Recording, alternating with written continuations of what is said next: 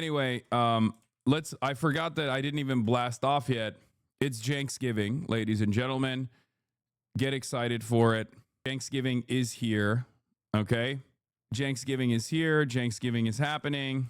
Shaky Gurga is going to be here in the building in a little bit, and we will restore Shaky Gurga in the building later. Shooting near White House. Background of shooter reveals interesting intelligence connections.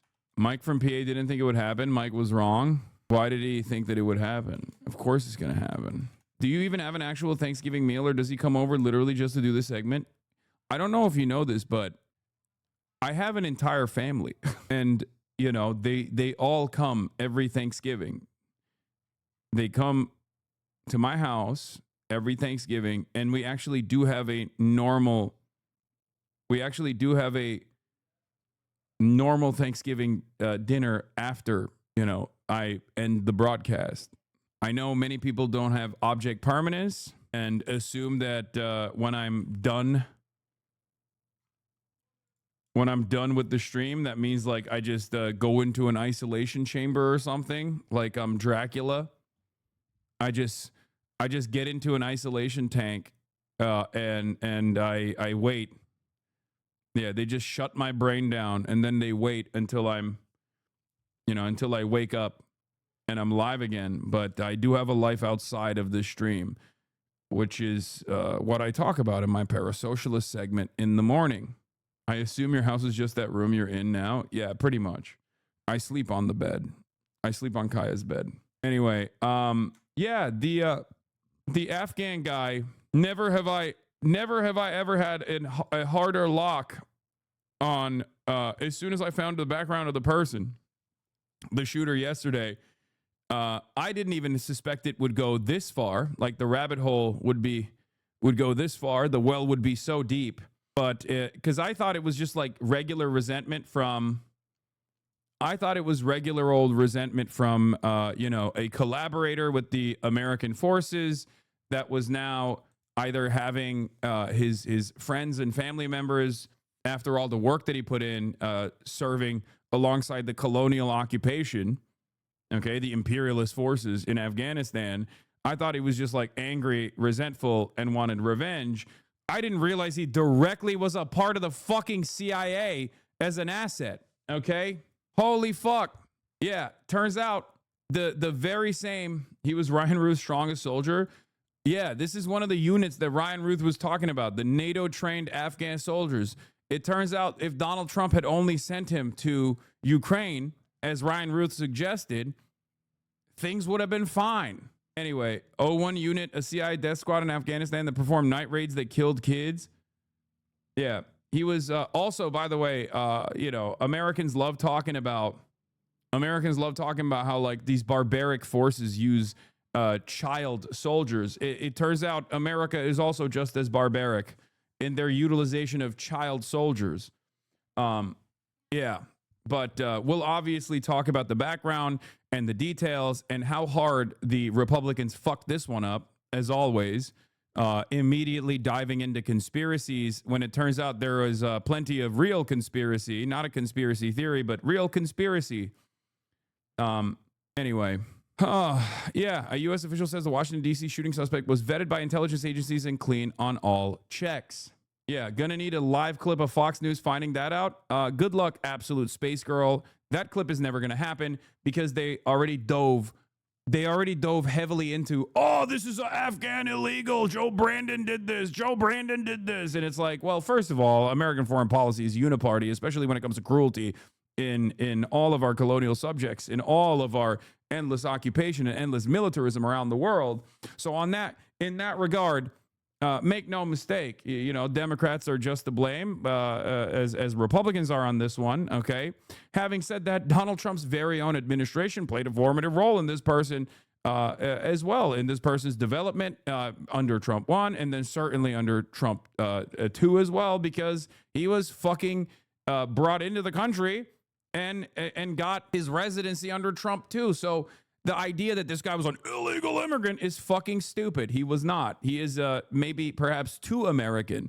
He got that American style PTSD doing American shit in Afghanistan in spite of being an Afghan national. So, you know, that's crazy that because of this, though, they're going to go along with their more white supremacist, white nativist attitudes, their white nativist anti-immigrant attitudes, in spite of the fact that, you know, there needs to be a better assessment of how we got here. Yeah, that's another American Hassan and Joe Biden bringing in all the Muslims to do communism. Yeah, this is communism. Communism is when you work alongside the American occupation in Afghanistan and slaughter a bunch of Afghan nationals, get crippling PTSD, get evac'd into the United States of America, become a permanent resident, and then lose your fucking mind, American veteran style, and then shoot a bunch of National Guardsmen in the head. Your facts don't matter if I ignore them. It's true. It's true. So, in any case, let's get into it. We'll obviously start with some details on what took place. But he was 4 years old when 9/11 happened, and 15 when the CIA recruited him. Yeah. I mean, in some ways, he was destined to have an American veteran-style PTSD moment. I think his entire life was designed around this. But yeah, let's get started. News on the shooting of 2 National Guard members in Washington, right near the White House. Jay O'Brien starts us off with the latest on the investigation. Good morning, Jay. Yeah, Rebecca, the scene is clear here now, but it was right at the entrance of this metro station where those 2 guardsmen were shot, ambushed in broad daylight. Our crew arriving here just moments after those shots rang out, a chaotic scene, people running for their lives. Other guards. I'm going to keep it $150. This has been a really rough year for Republican commentators who are first to market whenever a shooting takes place, and they immediately go, this is woke, this is trans, this is Antifa, or this is the Democrats. Oh, this is an Afghan migrant. Oh my God, this is an undocumented immigrant. And then literally the very next day, they're like, oh my God, everything that we said was exactly the diametrical opposite. Fuck. They can't even get their shit together. This is why you need to wait to do theory crafting. You can't just like immediately run in and rush in head first with biased narratives. Okay? Not that it fucking matters to any of these goddamn losers, because they just go along and double down and triple down and quadruple down on this nonsensical bullshit that they're running with, and their audiences eat that slop up. But having said that, if you are even remotely invested in the truth, oftentimes these kinds of narratives fall flat.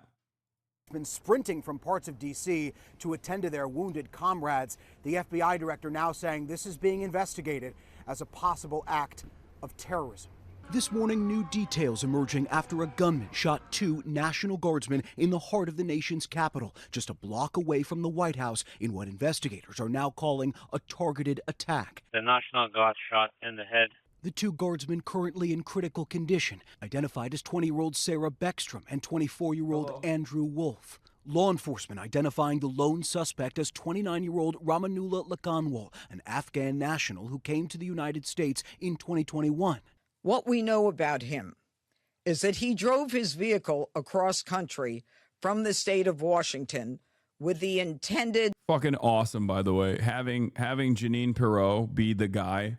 It's like Kash Patel, Janine Pirro, Pete Hegseth. What the fuck are we doing, dude? It's crazy. I know it's just like my issue here is minor. It's just like purely built around aesthetics, but a wild set of circumstances. Release Bongino, he's tired as fuck. Yeah, no. Target of coming to our nation's capital. The CIA director saying this morning, quote, the Biden administration justified bringing the alleged shooter to the United States in September 2021 due to his prior work with the U.S. government, including CIA. Sources telling ABC News Lakanwal was later granted asylum in April 2025 by the Trump administration. Investigators saying the shooter deliberately targeted the 2 guardsmen as they stood outside a busy metro station. Conspiracy theory about this? I mean, isn't the name Ramanullah Lakanwal the name of a cricket player or something? That's what people were saying. So it's like, or a rugby player or something.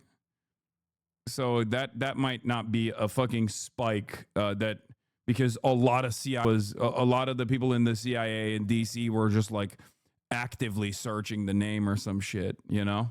Conspiracies are spreading on the right-wing side. Oh, it's fucking over.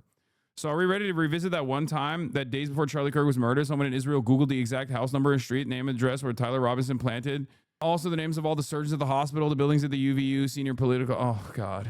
Okay. Okay. All right. Well, it's just wild. Like, this is fairly cookie cutter from A to B to C. Like, guy who is activated and resentful. Like, the conspiracy here is like CIA actions causing blowback on American soil. But for some fucking reason, these guys can't comprehend it as like a normal, like a level 1 conspiracy theory. They have to go into level 12 conspiracy theories. Everything has to be more complicated. All right, let's just keep going. Came around the corner, he immediately started firing a firearm at the 2 National Guard members. Our own ABC cameraman, Chris Plater, there as it all happened. What I heard were pop, pop, pop, but then boom, boom, boom.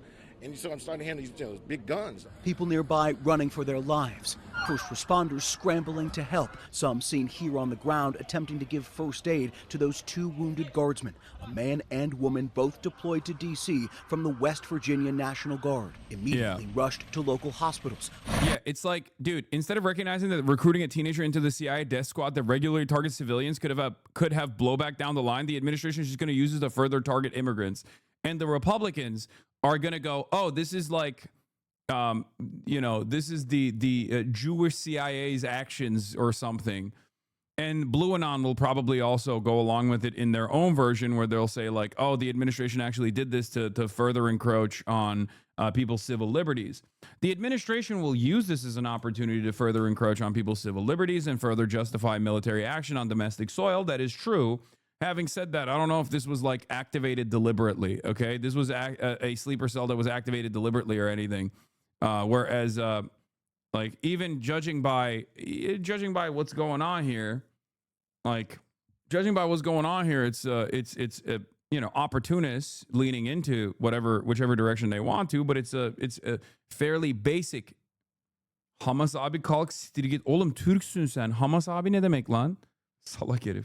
The suspect also wounded. Nearby National Guardsmen jumping into action, subduing the shooter. The reason that this suspect is in custody is because of the bravery of the men and women of the National Guard who responded due to their extensive training to secure American lives today. There was not any further injury and any further shootings. Now, since August, more than 2,000 National Guard troops have been deployed here to Washington, D.C. on the orders of President Trump, part of what he calls a crime crackdown. They've largely been patrolling heavy tourist areas with traditionally low crime, and they've been in particular focused on metro stations. Lindsay. Certainly unnerving, and we wish those National Guard members well. Jay, thank you. Well, President Trump is speaking out about the shooting. Last night at his Florida resort, the president called the shooting an act of evil and ordered more troops to be deployed in Washington. Nancy Cordes is in West Palm Beach. Nancy, you've got new information this morning about the suspect. So what are we learning? We are learning, Kelly, that this suspect was a leader of commandos in the Afghanistan war and that he worked closely with U.S. and... This is, I'm telling you right now, this is really bad day for the administration that wanted to use this as another opportunity to fucking lean into the Democrat Trantifa narrative. Really, really bad day overall for them. Because think about how excited Fox News was when they were like, oh my God, he's an Afghan migrant and an illegal immigrant. You know, definitely not saying CIA. I mean, they won't say it, but we will. Actually, even the New York Times reported on the fact that he was CIA for the record. So just going to point that out. It's definitely, he was our guy. He was our guy, the most our guy that you can have. British forces. Here in Florida, President Trump announced last night that he is putting an indefinite pause on all immigration applications for Afghan nationals. You may remember images like these from 2021. marking the U.S. withdrawal from Afghanistan and ending America's longest war as the Taliban regained control of the country. In a social media post Wednesday, Homeland Security Secretary Kristi Noem said the suspected gunman in the shooting of 2 National Guard members came to the U.S. through a Biden-era program to evacuate Afghan nationals, including many who had worked with the U.S. military. A DHS official tells CBS News the suspected gunman was granted asylum earlier this year on humanitarian grounds. One of the suspect's former Afghan colleagues tells CBS News the suspect I did tell you. As soon as his background was revealed and all the dumbest motherfuckers were like, "Oh, he's an illegal immigrant from Afghanistan." As soon as his background was revealed and he was Afghan, it was fairly clear that he was going to be a collaborator of US forces, because there's not that many, like, unless you're talking about immediate family members that like lucked in. There's not a lot of fucking Afghan refugees that that America brings into U.S. soil. Okay, there's a reason why the likelihood that he would have been an illegal immigrant would be fairly low because of where he's coming from. America is not exactly the most open-minded when it comes to allowing giving refugee status to people in areas that we have destroyed and dominated. As a matter of fact, many people who did actually work as translators or even had deeper collaboration with the U.S. forces in Afghanistan didn't even get the privilege of coming to the United States of America. CIA Director John Ratcliffe said the suspect had worked with the CIA during the war, an arrangement that would have almost certainly required him to be vetted by the agency at the time. Yeah, I read this as no different than an American veteran getting PTSD and doing something like this. It's a very American style. It's a very American style crime. Perhaps the most American style, like veteran with PTSD going rogue, seeing red. Was a commander who led a unit of Afghan commandos and special forces in southern Afghanistan and worked closely with U.S. and British forces. The former colleague says the suspect was a, quote, tough and solid commander who fought against the Taliban and helped escort and protect supply convoys. That same former colleague says the suspect had been deeply troubled and upset after the killing of a close friend who was also a commander in Pakistan by unknown armed men. Last night in a social media post, President Trump says that he wants to re-examine every single person who came to the U.S. from Afghanistan during the Biden administration. He also said that he is requesting that an additional 500 National Guard members be deployed to the nation's capital in the wake of this shooting. Adriana. In a monstrous. I mean, yeah, don't let the admin. The admin is not going to waste this, though. They're going to fucking use this to continue along with whatever narratives they have. They're gonna utilize this to justify further troop presence on U.S. soil. You know, it's just they're opportunists. I mean, they try to do it with the Charlie Kirk thing too, except given the nature of Republican messaging here and the media environment. Especially on the independent side here, I think it's going to fall flat again because the Republicans are going to see this, like the MAGA Twitter guys are going to see this and go, oh, this is like, deep state CIA, false flag, somehow, bring this back to Israel or something. The CIA is working alongside the Jews. I don't fucking know. But like they are too disorganized to actually to tunnel in on an appropriate unified message here. Ambush style attack. Just who the fuck takes MAGA Twitter seriously, brother? Who do you think is the president? The fucking director of the FBI is a cryptocurrency podcast guy. The deputy director is a Fox News personality. The secretary of War, previously known as the Secretary of Defense, is another Fox News weekend personality. The Attorney General of DC is another Fox News personality. This is the only era where I always say Twitter is not real life, but the only time when like Twitter becomes real life is because of these fucking charlatans. They do actually care about the expressions of ultra racist sentiment on Twitter. They're dialed in on that shit.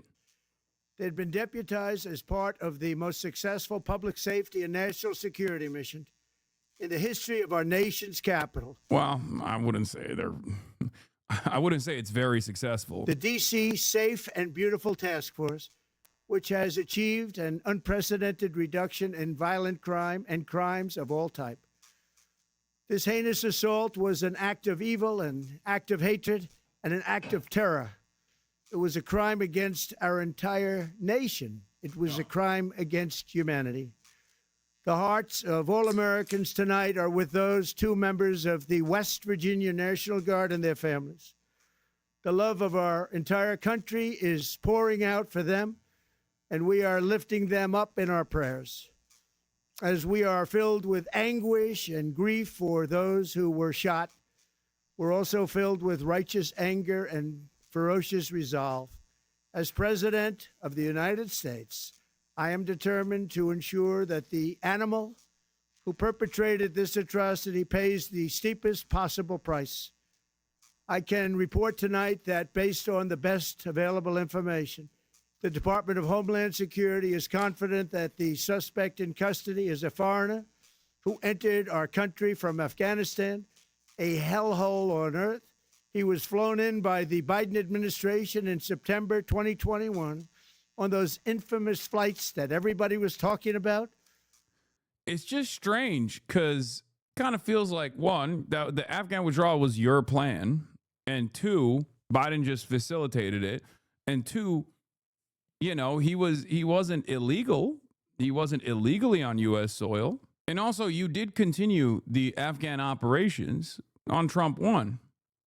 Nobody knew who was coming in. We're going to do the pro-public piece on 0 units in a second. Nobody knew anything about it.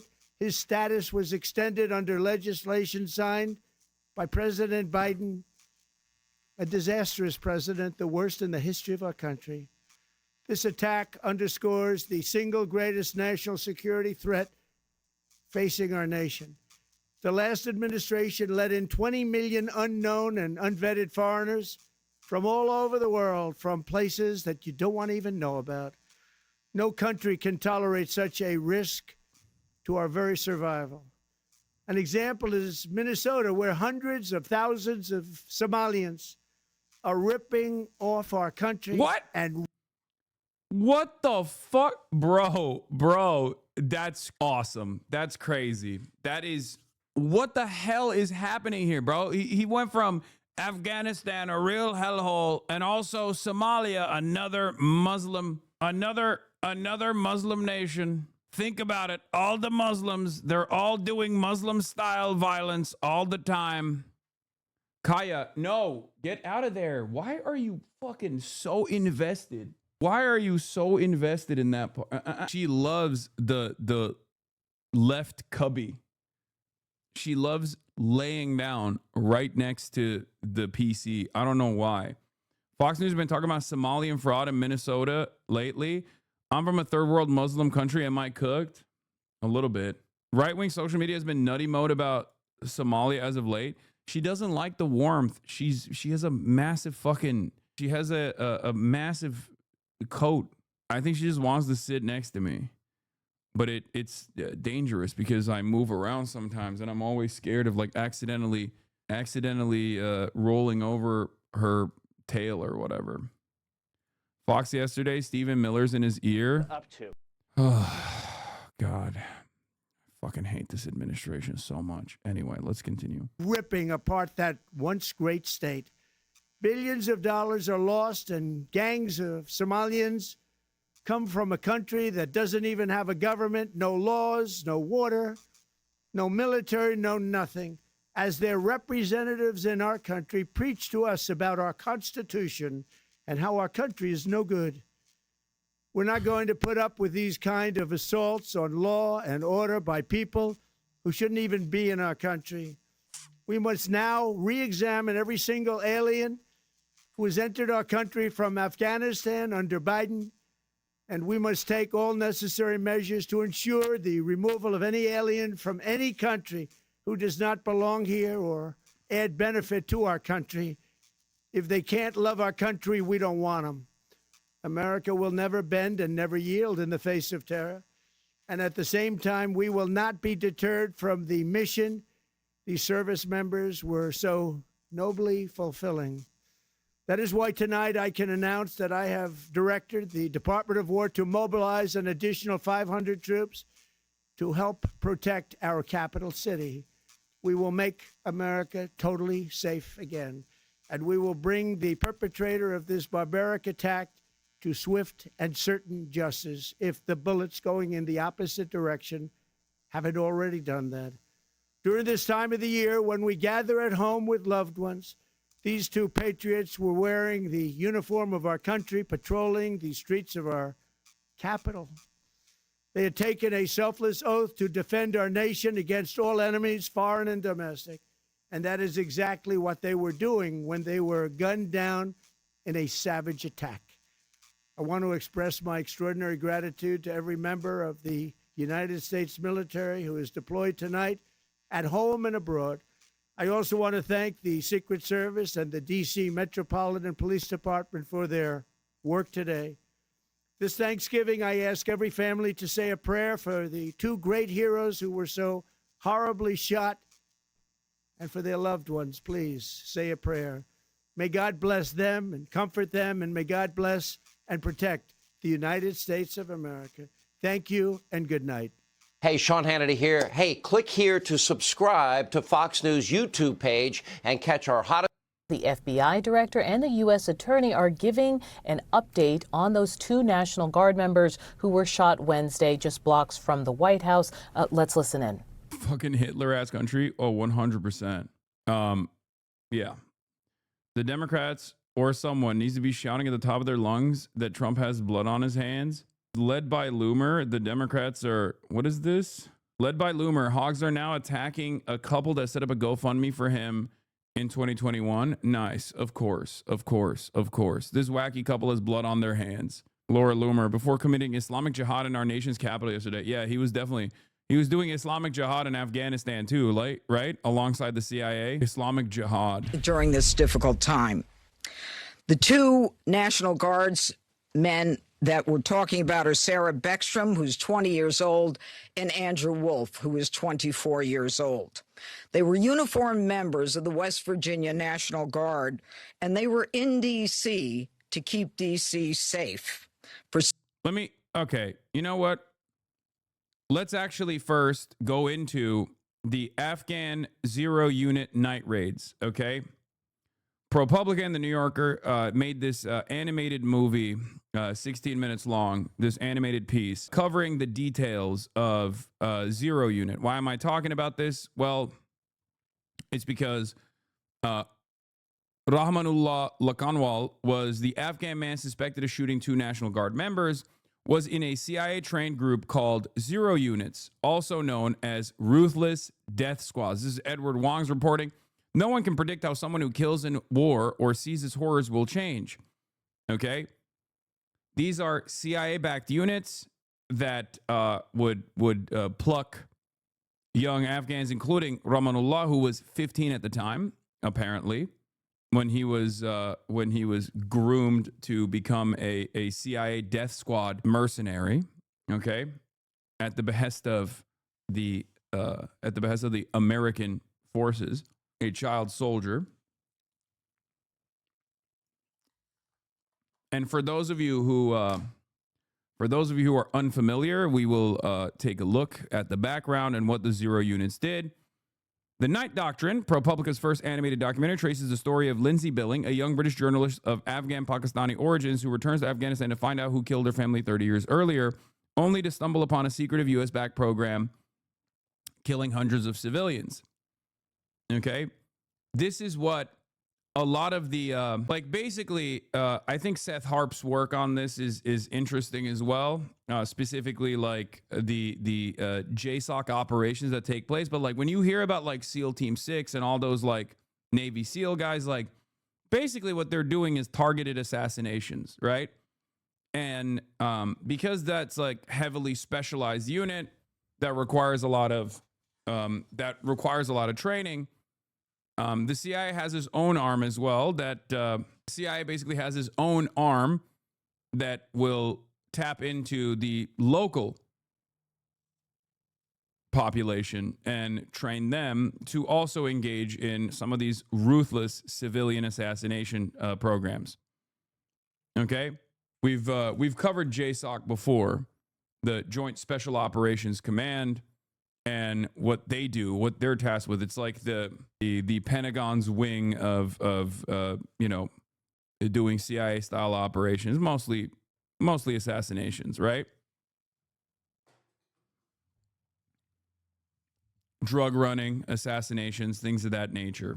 Maybe even sometimes child trafficking as well. Speaking of HARP, a couple of National Guardsmen getting shot in D.C. by an Afghan repatriated here after Kabul fell is about as literal an example of a blowback from the forever wars as you are likely to see.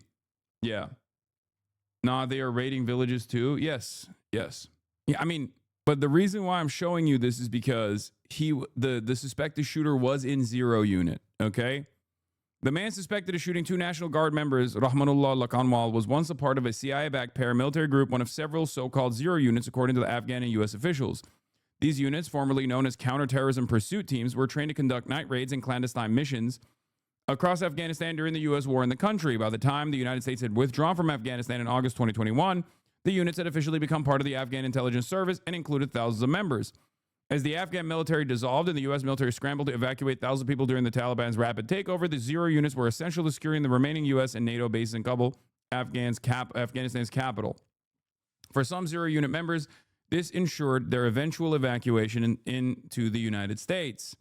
Mr. Lakanwal was assigned to the 03 unit, according to an Afghan intelligence official, speaking on condition of anonymity because he wasn't allowed to comment publicly on the issue.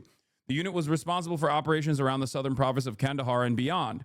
Though the unit was based in the south, much of its leadership and members like Mr. Lakanwal were from Afghanistan's east. After the Taliban took over Afghanistan, many of the unit's members were evacuated with the United States' help, including its last commander, and resettled in the Seattle area. Several former members of the 0 unit living in the United States were terrified by what had happened. Reached by phone, they said they were trying to live like responsible citizens, working to build a life from scratch. The 0 units were largely recruited, trained, and equipped, and overseen by the CIA, according to Human Rights Watch. U.S. Special Operations Forces working with the CIA also provided the units with ground support and intelligence during their operations. By the way, the New York Times won't say it, but I will. Their operations are just murdering civilians. Okay? Just so you know. Like, the New York Times is dancing around the subject matter, but most of it is just murdering people, okay?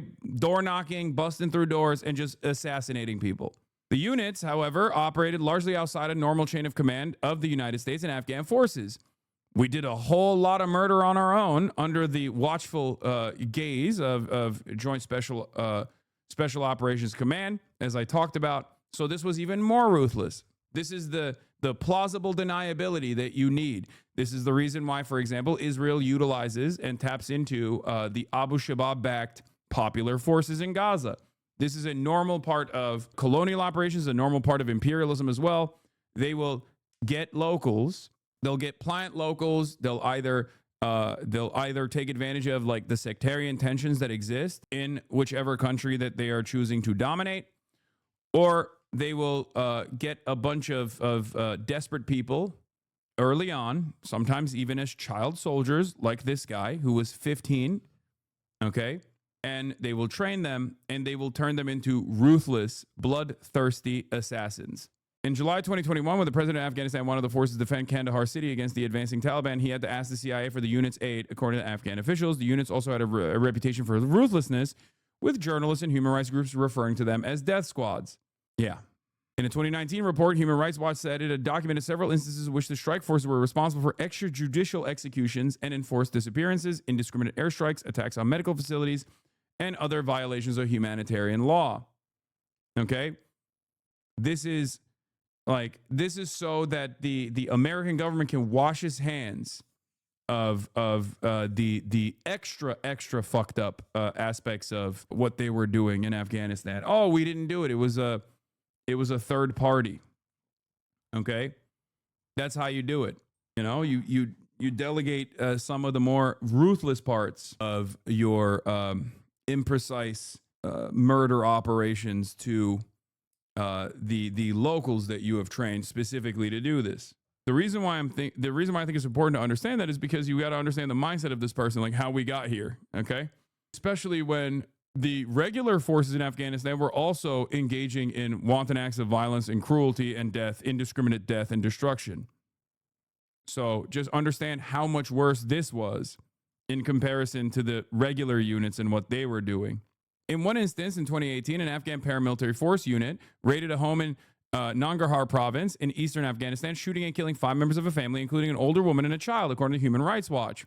Taliban officials have also condemned the units. On Thursday, an official in Nangarhar accused the group of looting during the fall of the U.S.-backed government. The CIA has denied the allegations of brutality among the units. Shocking. Saying that they were the result of Taliban propaganda. But I just want people to understand why, people in the global South resent America. When a lot of people ask this question in the United States of America, this is one aspect of it, just a sliver.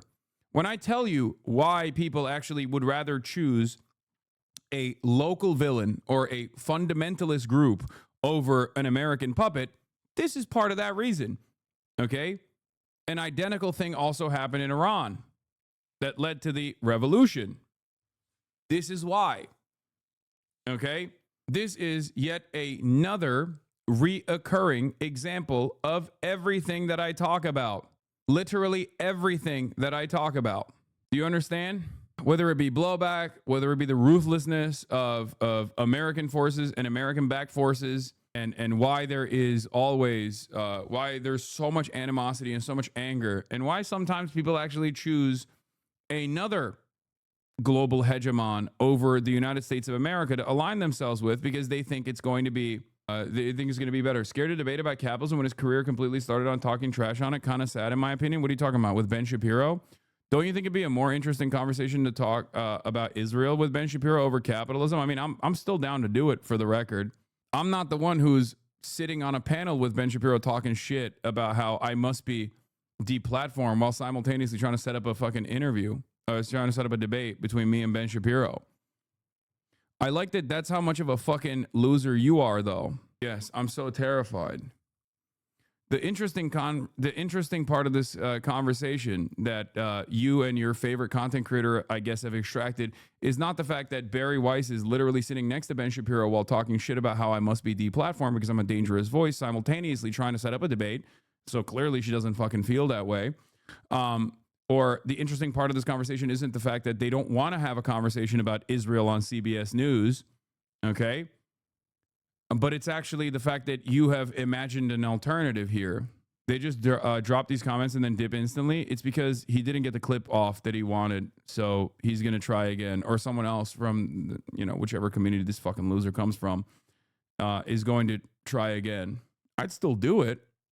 It's just, not as interesting, in my opinion, as doing it on Israel-Palestine, especially with someone as Ben Shapiro. D-fans were saying they'd support Shapiro in the debate. That's not the first time Destiny's actually eaten Ben Shapiro's dick on camera, so it's not that shocking that his community would support Ben Shapiro.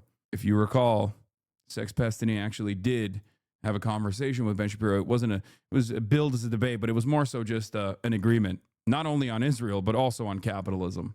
Anyway, yeah, that was cool when they were doing handshakes. He came to regret that conversation too, lol.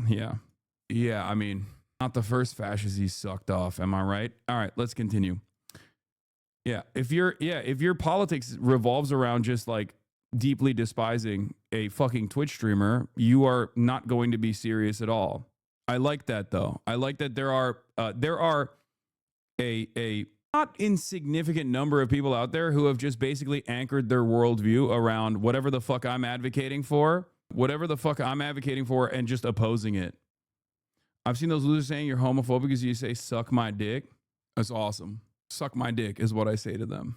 Liberals like Zoran, though. Lamau, he's a socialist. No, these guys had deep resentment towards Zoran initially as well because I was promoting Zoran until Zoran became a fixture in the Democratic Party. And this will continue to happen. I don't really mind it, though, because ultimately, as long as they're on board with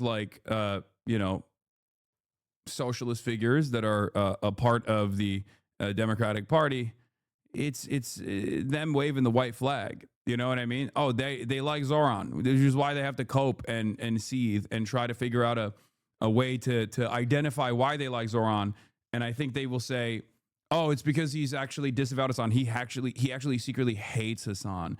That's why it's appropriate for us to like Zoran now. That's cool. I don't give a shit. As long as you're supporting people who are actively fighting, and hopefully Zoran will be one of those guys as well, actively fighting the Republicans. I don't really care if you still have a tremendous amount of resentment for me. I care more about policies and implementing agendas and moving towards a new design that will be as helpful to everyone, including my fucking haters, you know? I know way too many people that refuse to watch/support you because they say your debate is cringe and you're too angry, and I fear they have no listening skills. It's all good. No uncle this year? No, he's going to be here in a little bit. Mike issue or on my end? Going to my communist nephew's house later for #Janksgiving. Now also part of America. Almost even Americana now. God bless freedom of speech. Love living in a free country where we're allowed to think and argue whatever we want. My communist nephew's house. That's crazy. Oh, Jesus. Max left, baby. Max left. All right, we'll continue on with our sorry. As I was saying,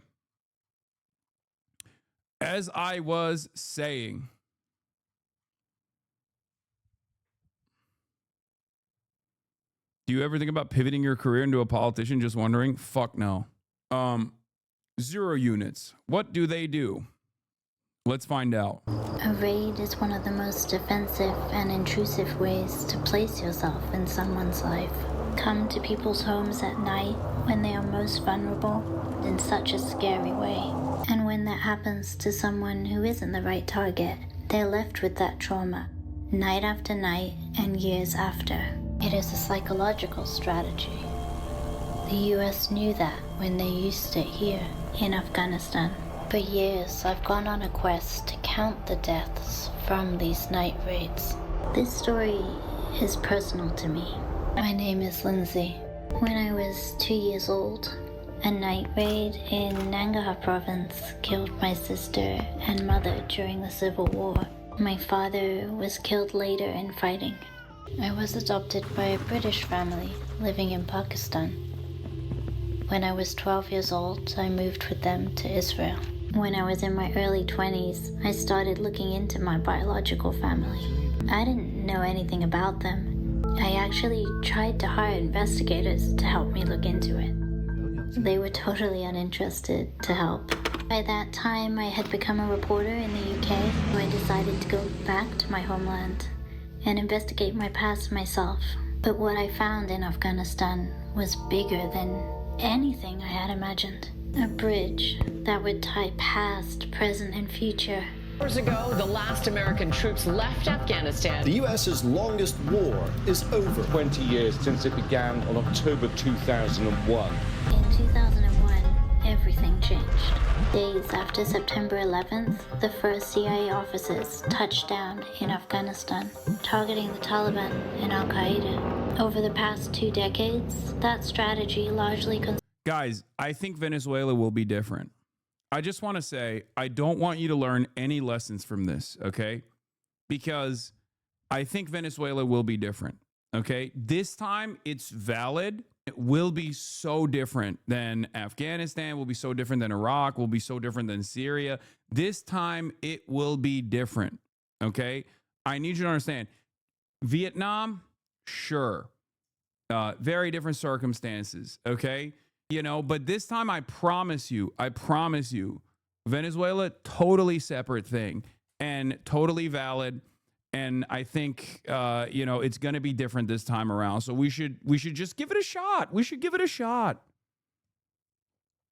Just one more regime change, destabilizing war for natural resource extraction, and we will figure it out. Okay? We will fucking figure it out this time. I mean, think about it. It takes a while to perfect. This is a very, very difficult endeavor. It takes a while to perfect. You know what American foreign policy is like? It's like the fucking guy who's the gambling meme. The guy with the pickaxe. 99% of gamblers quit right before they win big. That's it. That's it.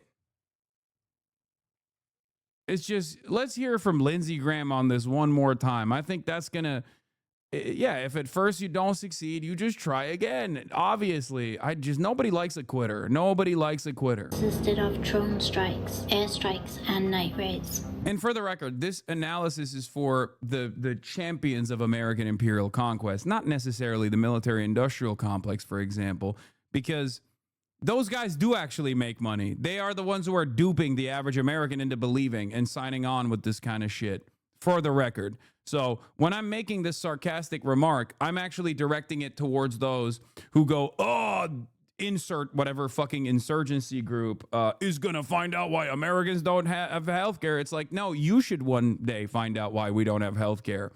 Okay? You should. It's this. This is a big part of it, as a matter of fact. Okay? Just so you understand. Because those guys keep making money. And they sell this to you every time because you're a fucking moron, okay? I was in Nangarhar, looking into my personal story, when I met a widow named Masala. She told me the story of how masked soldiers came to her home in the middle of the night and shot and killed her only 2 sons. Yeah, the guy who shot the National Guardsman was doing these raids, for the record. Afghan national at the age of 15 was plucked by the CIA, trained to be a ruthless mercenary death squad killer. Okay? That's why we're watching this knowing why. ProPublica New Yorker collaborative piece from 2 years ago that was detailing some of the ruthless, wanton acts of cruelty, violence, death, and destruction that these guys engaged in the Zero units. He was a part of 03. Yes. This is the triple Monty, okay? This is everything. This is everything that I fucking talk about. This is blowback. This is American, this is the classic American violence. This is child soldiers. This is the State Department tapping into child soldiers, utilizing child soldiers. This is a textbook. Your family had been killed, that it is not possible to move on from the grief without answers. I felt this huge responsibility to look into what had happened to Masala and others. I learned that the raid on her home was conducted by elite squadrons of Afghan special forces backed by the United States. They were known as the Zero units. Over the last 4 years of the war, these units killed hundreds of civilians, were overseen by the CIA, and their targets were selected using American intelligence. Spent more than 3 years investigating hundreds of night raid operations. They also spent 6 months trying to find soldiers from inside the unit to talk to. I really wanted to find out how they felt when civilians were killed in these operations. I met 2 Afghan soldiers who I'll call Basir and Hadi for their safety. They fought in this unit for years. ما ویل چې زموږ غریبه کورنۍ مور مې ناروغه و ما پیسو ته اړتیا درلوده. If I recall correctly, these taxis were derived from a Green Beret counterinsurgency handbook that was written based on the Phoenix program, death squads in Laos and Vietnam. I mean, even the Dahia Doctrine is detailed off of what America did in Korea, bringing the war to the entire civilian population deliberately in an effort to punish any sort of liberatory, emancipatory movement. موږ ته د خپل قومندان لخوا معلومات راکول کیږي. موږ یوازې د دغه اجازه لرو. له اتیا تنو کم عملیاتو ته نه ځي. لس تر 12 تنو امریکایان وي.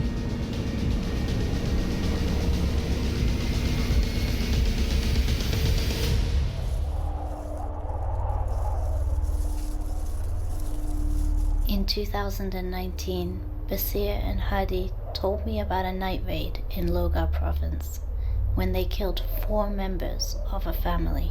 I'd later speak to the surviving grandfather and uncle. This was not the first time they had killed civilians, but it was this raid that felt like a turning point in their lives.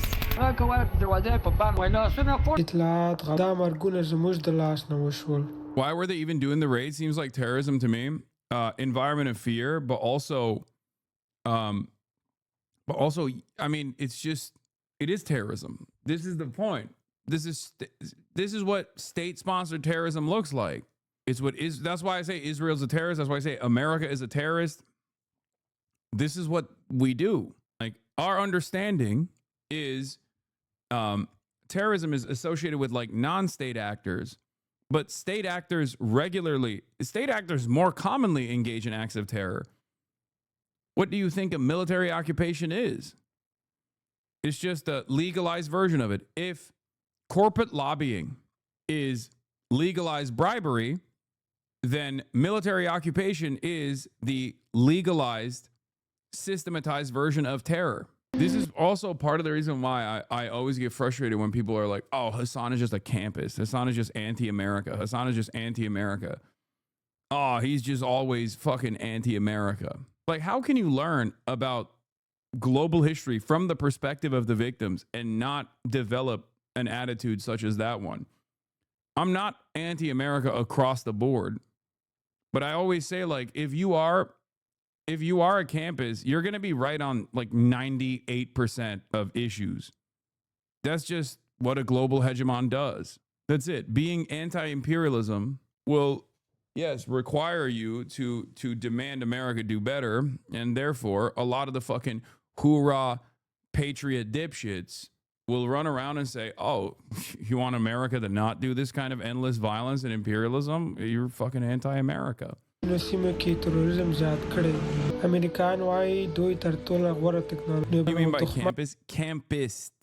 Camp. Like a tent. Campist is a terminology that implies that you are in the anti-America camp. So you just always defend whoever is opposing anti-America initiatives. It's a silly term. Many people don't even know this. When they say tanky, that's what they're talking about, usually. What you are looking at is Taliban fighters inside the presidential palace. I felt so helpless when the Taliban took control of the country again. After everything I've seen in the last 4 years, I wonder why the US has never been held accountable for the damage they leave behind. Everyone in Afghanistan has this shared pain about what these raids have left behind, whether that's the families or the soldiers conducting them. Night raids failed in Vietnam, Iraq, and now Afghanistan. Who will suffer when America uses this same failed tactic in their next war? Next time it'll be fine, though. Next time it'll be different, okay? You don't even need to look across the ocean for this type of fuck shit. America's done this in Mexico for decades. Los Zetas and other cartels leaders were literally trained at the School of Americas. Yeah. Yes, I am not of the mindset that this is a failed tactic. It's working exactly as intended. I don't disagree with you. Yes, wars are not meant to be won, okay? Wars are meant to simply continue. That's how it goes. So yes, technically all of this is done so that our capital owners can continue accumulating profits, revenue, profit margins keep expanding. They keep getting new markets of unlimited natural resources that they can extract at a price point that under normal circumstances would still be beneficial for Western capital, for the record. They just don't want they don't want the locals to have any say whatsoever in it. Okay? But when I talk about this from the perspective of failure, I'm talking about this as a failure for the average American. That's what I mean. Like, what is all this for? Who is all of this for? Are you seeing the bounties of all of this imperial conquest? You're not. Would it make it appropriate if you actually saw through better redistributive programs, if you saw some of this imperial bounty? No, of course not. It would still be unjustifiable. But it's just like doubly ridiculous. The last war was bad, but the next war will be good and necessary. Yes. I didn't finish finding all my answers. That's true. But I did get some closure through Basir, strangely enough. His remorse helped loosen something in me. Although he didn't kill my family, he is a perpetrator. If Basir was brave enough to speak about the pain he had caused, I could also share my own story and talk about the pain I had buried. I could also start healing. For the record, to tie this back to something that I've been talking about as of late, there are alternatives out there, okay? While not entirely devoid of fault, the reason why I talk about like a different method of governance and present Chinese development as an alternative with lessons, with good lessons to learn from, is exactly this, okay? You can either exhaust all of your resources and all of your money and all of your manpower on endless imperial conquest, or you can focus on the revenue that you generate and the capital that you generate to develop your own society. Okay, this doesn't mean that China is this utopian society. It's not. But if you match it with, if you match their initiatives with what America has done or what the Western world has done so far in the last, 50, 60 years, there is a reason why they've been able to go from a country that was dominated by Western colonial powers, Eastern colonial powers, into a country that is now a competitive global superpower in an incredibly short period of time.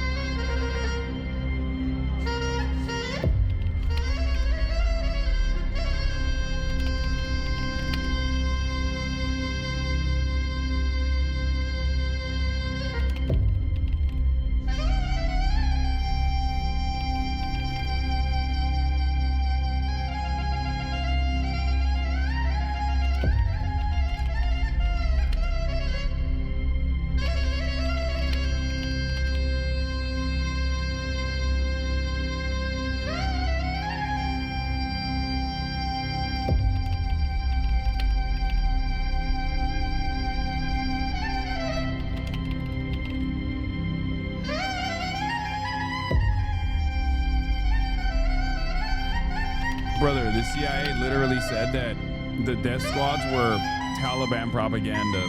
So, with that information in mind, and the reason why I showed you this, like I said, is because the dude was quite the guy who shot the National Guard in DC was a part of these death squads.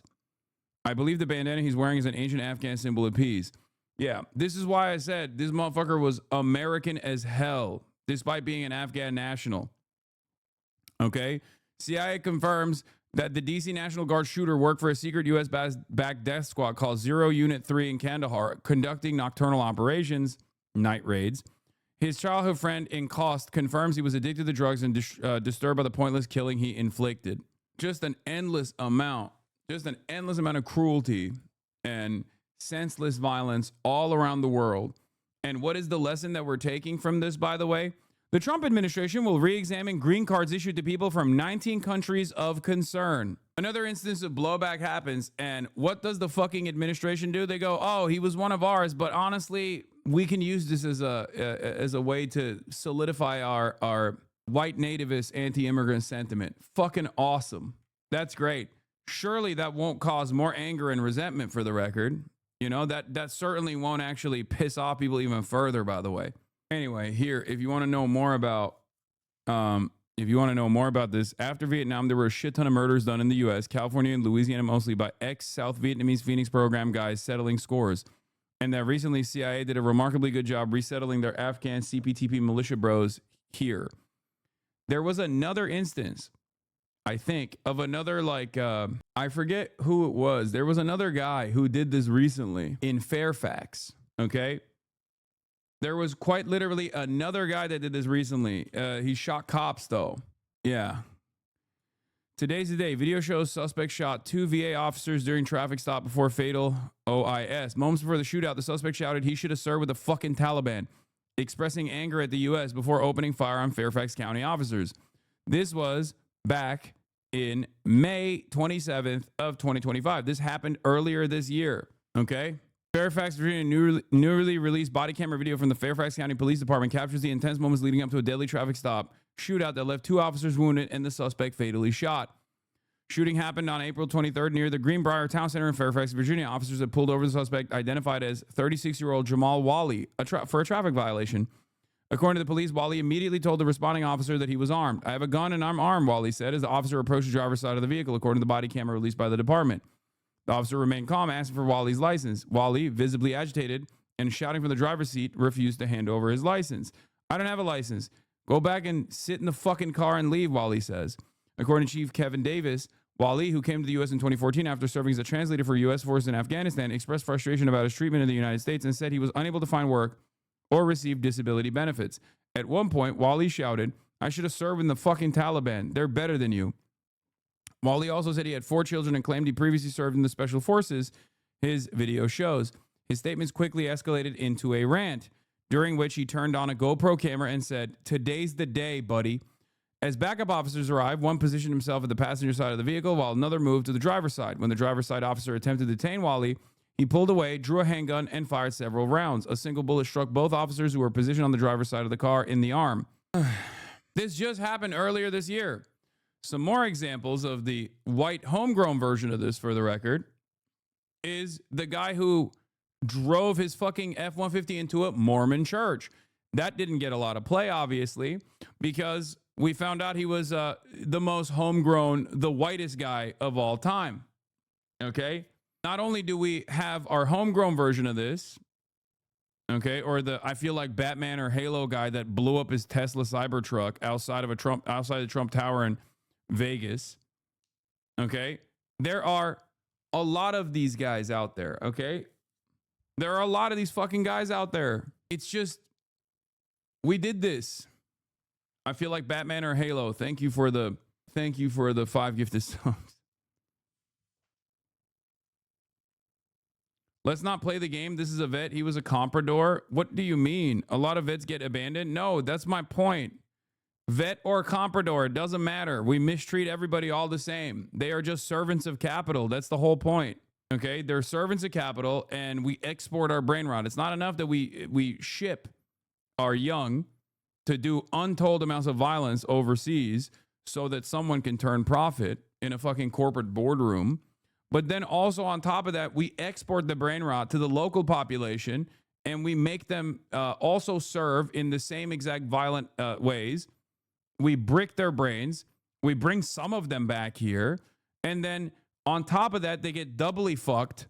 They get doubly fucked up, and they lose their goddamn minds. It's a powder keg. Yeah, Michigan church shooter was ex-Marine. I know. What do you think will happen? What do you think is always going to happen? This is the most likely outcome, is what I mean. Yes, comprador for a native agent of a foreign business in a colonial or semi-colonial economy. Mohammed Afzal Hussein, 27, a planning director for the city of Espanola, who came to the United States from Pakistan, was shot dead on Monday outside his Albuquerque apartment complex, while Aftab Hussein, 41, was found dead of a gunshot wound on July 26 near the Albuquerque's International District. Those deaths are likely linked to the shooting of a 62-year-old Mohammed Ahmadi in a parking lot by a halal supermarket and cafe on November 7th last year, police said. 2 of those murder men were members of the same mosque who were shot dead in Albuquerque in late July and early August. Police said there was a strong possibility their deaths were connected to the November killing of an Afghan immigrant. This is basically, this was all the way back in 2022. 4th Muslim man murdered in New Mexico in targeted killings. It's just like the revenge killings that took place, just like they took place in the aftermath of the exact same initiatives that took place in Vietnam. This ties it back to the ProPublica article about terror in Little Saigon. An old war comes to a new country. The journalists were assassinated on American soil one after another. Duong Tram Lam was the first. He was 27 years old and ran a Vietnamese language publication called Khai Dinh Long, which he mailed to immigrants around the country. A gunman found him as he walked out of his San Francisco apartment building one morning and shot him, a single bullet piercing his pulmonary artery just above the heart. For magazine publisher Pham Van Top, the end came more slowly. He was sleeping in a small office in Garden Grove, California, when an arsonist set fire to the building. He was heard screaming before he succumbed to smoke inhalation. In Houston, a killer chased Nguyen Dam Phuong from his home in his pajamas and shot him 7 times with a .45 caliber handgun. The murder marked the end of Damphong's twice-monthly broadsheet newspaper, which he had named Tu Do Freedom. Altogether, 5 Vietnamese American journalists were killed between 1981 and 1990. All worked for small publications serving the refugee population that sought shelter in the U.S. after the fall of Saigon in 1975.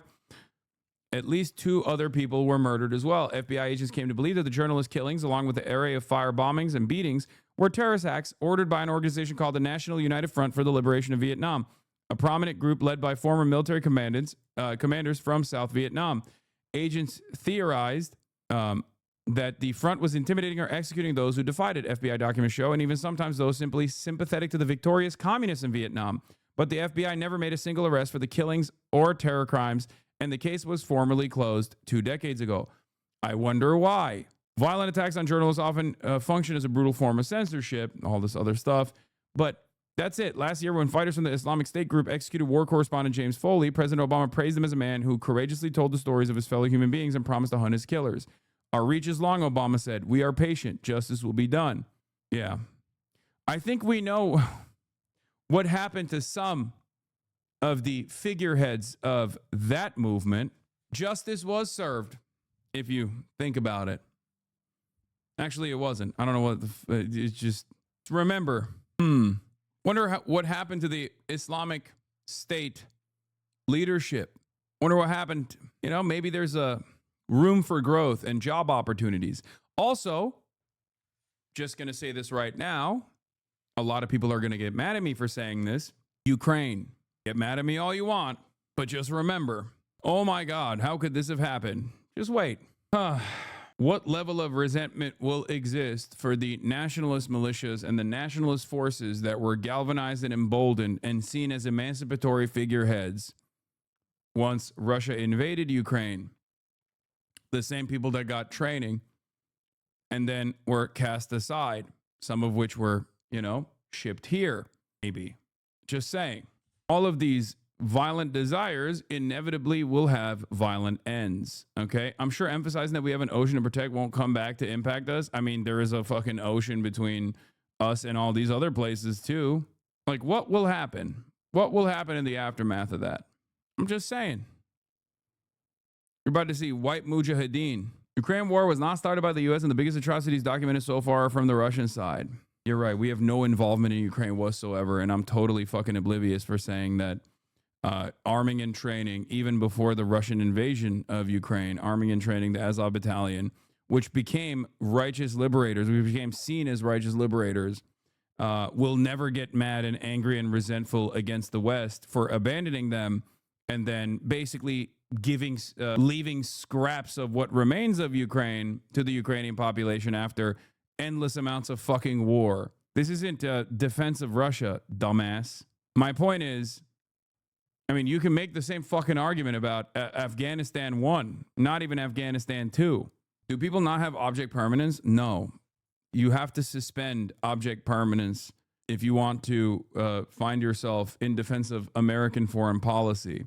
Yeah, did the U.S. face blowback from its support of Afghanistan in its fight against Russia in the 80s? No. Famously, the U.S. never received any blowback from its support of Afghanistan in its fight against Russia in the 80s.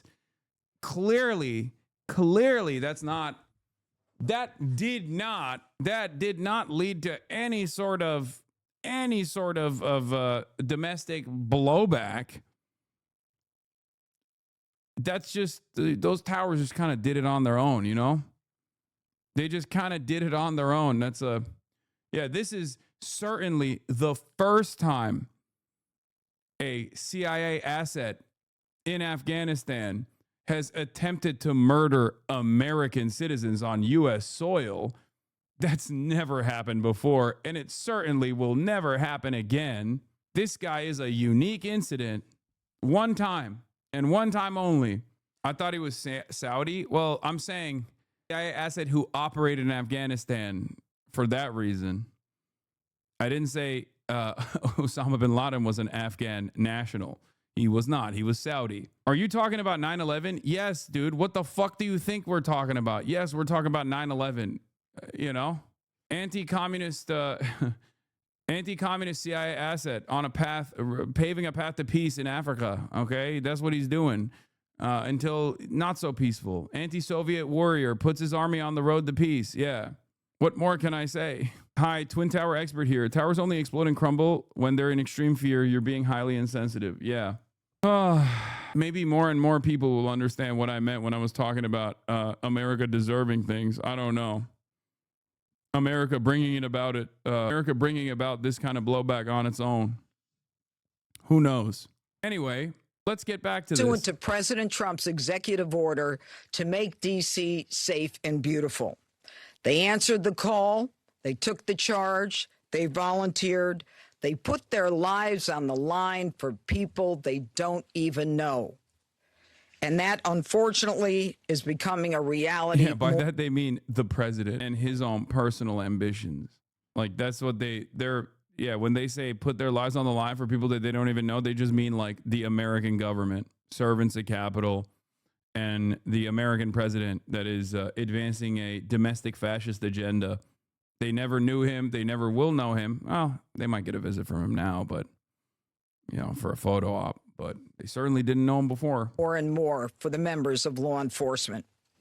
Yesterday on Thanksgiving Eve at approximately 2:15, near 17th and I Streets in the northwest section of the district, near the Farragut West Metro Station, 2 uniformed guardsmen were ambushed in a brazen and targeted attack.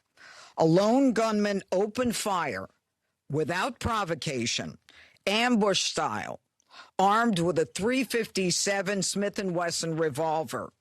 One guardsman is struck, goes down, and then the shooter leans over and strikes the guardsman again.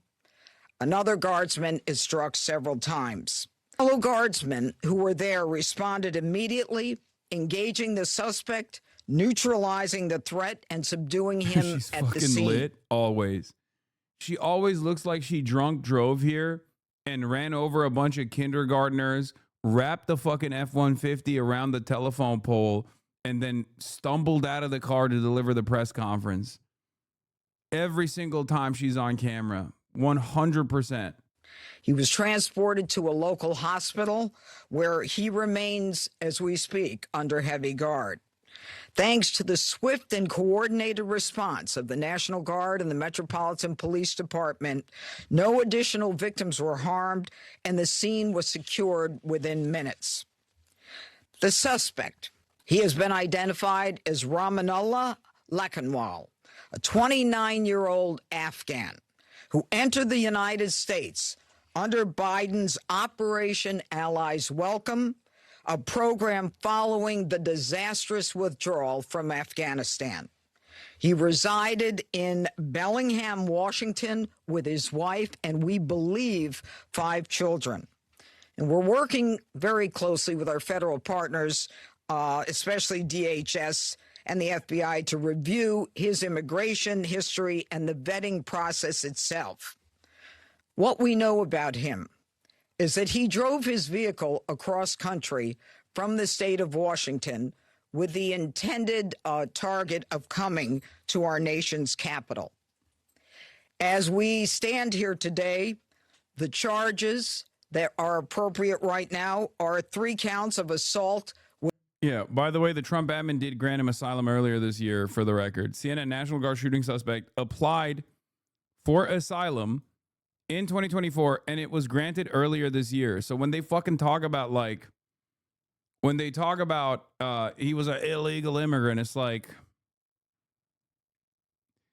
I mean, I guess technically any immigrant could be considered illegal because it's just paperwork, just like every illegal immigrant could be considered legal because it's just fucking paperwork. Yeah, per Afghan Evac, a nonprofit that works with Afghan SIVs, regarding Ramanullah Lakhanwal, alleged shooter of the 2 National Guard in D.C., previously served in NDS, the 0 Unit 03, one of Afghan's elite counterterrorism units operated by the CIA with direct U.S. intelligence and military support. He was, like, vetted out the ass, okay? Entry to the United States, the individual was evacuated by the U.S. military in August 2021 following the fall of Kabul. He arrived under humanitarian parole, the temporary authority used to evacuate tens of thousands of American citizens, lawful permanent residents, SIV applicants, and at-risk Afghan partners, you know, the compradors and the like. He was later granted asylum in April 2025. Wow. Immigration pathway. He had an active SIV application underway and had received chief of mission approval, but had not yet been granted lawful permanent residence. Instead, he applied for asylum during the Biden administration, but his asylum was approved under the Trump administration. Both his chief of mission application and his asylum application required review and vetting by the U.S. government, including the CIA. Asylum is a permanent status granted by the USCIS after reviewing identity and background checks. There is biometric vetting, in-person interviews, and assessment of individualized risk and eligibility under U.S. law. Asylees can apply for lawful permanent residence 1 year after being granted asylum. But yeah, it's Mark Kelly's fault, I think, because he said that members of the military should not follow unlawful orders being given to them by their immediate supervisors, their superior officers. That's probably... Hassan, your conclusions about American foreign policy being principally guided by capitalist interests, I think, is a naive one. I am familiar with national security discourse, having worked in it at some point. It's a self-sustaining ecosystem of think tanks, academics, and practitioners, which has become increasingly radical and isolated from public attitudes to foreign policy. Wait, what? You literally just described more aspects of capitalism, more aspects of capital. It's a self-sustaining, self-justifying ecosystem that is created in an effort to basically keep designing foreign policy in this way. It's not even read Marx. At that point, it's read Lenin. So yes, you just said, hey, I don't think it's actually capitalism. It's just more capitalism. Yeah, I know. When you worked in the NatSec bubble or the NatSec blob, didn't you look at who was sustaining these think tanks, for example? Did you not question as to why the names on the side of the fucking building was very familiar? Or did you think those were just like magnanimous donors who were just engaging in the philanthropic act? You know, that's what it is. Bro, take off your suit. You're sitting home alone. You are not in the office. I'm clocking in, baby. Can a white boy have a little bit of swag on Janksgiving?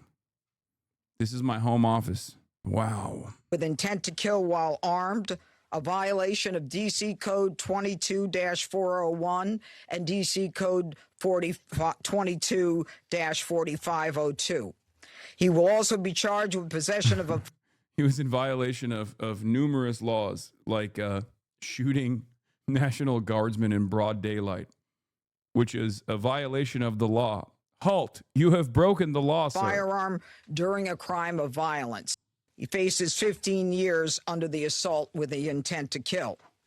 We intend to continue monitoring what the charges will be, depending upon the well-being of the guardsmen.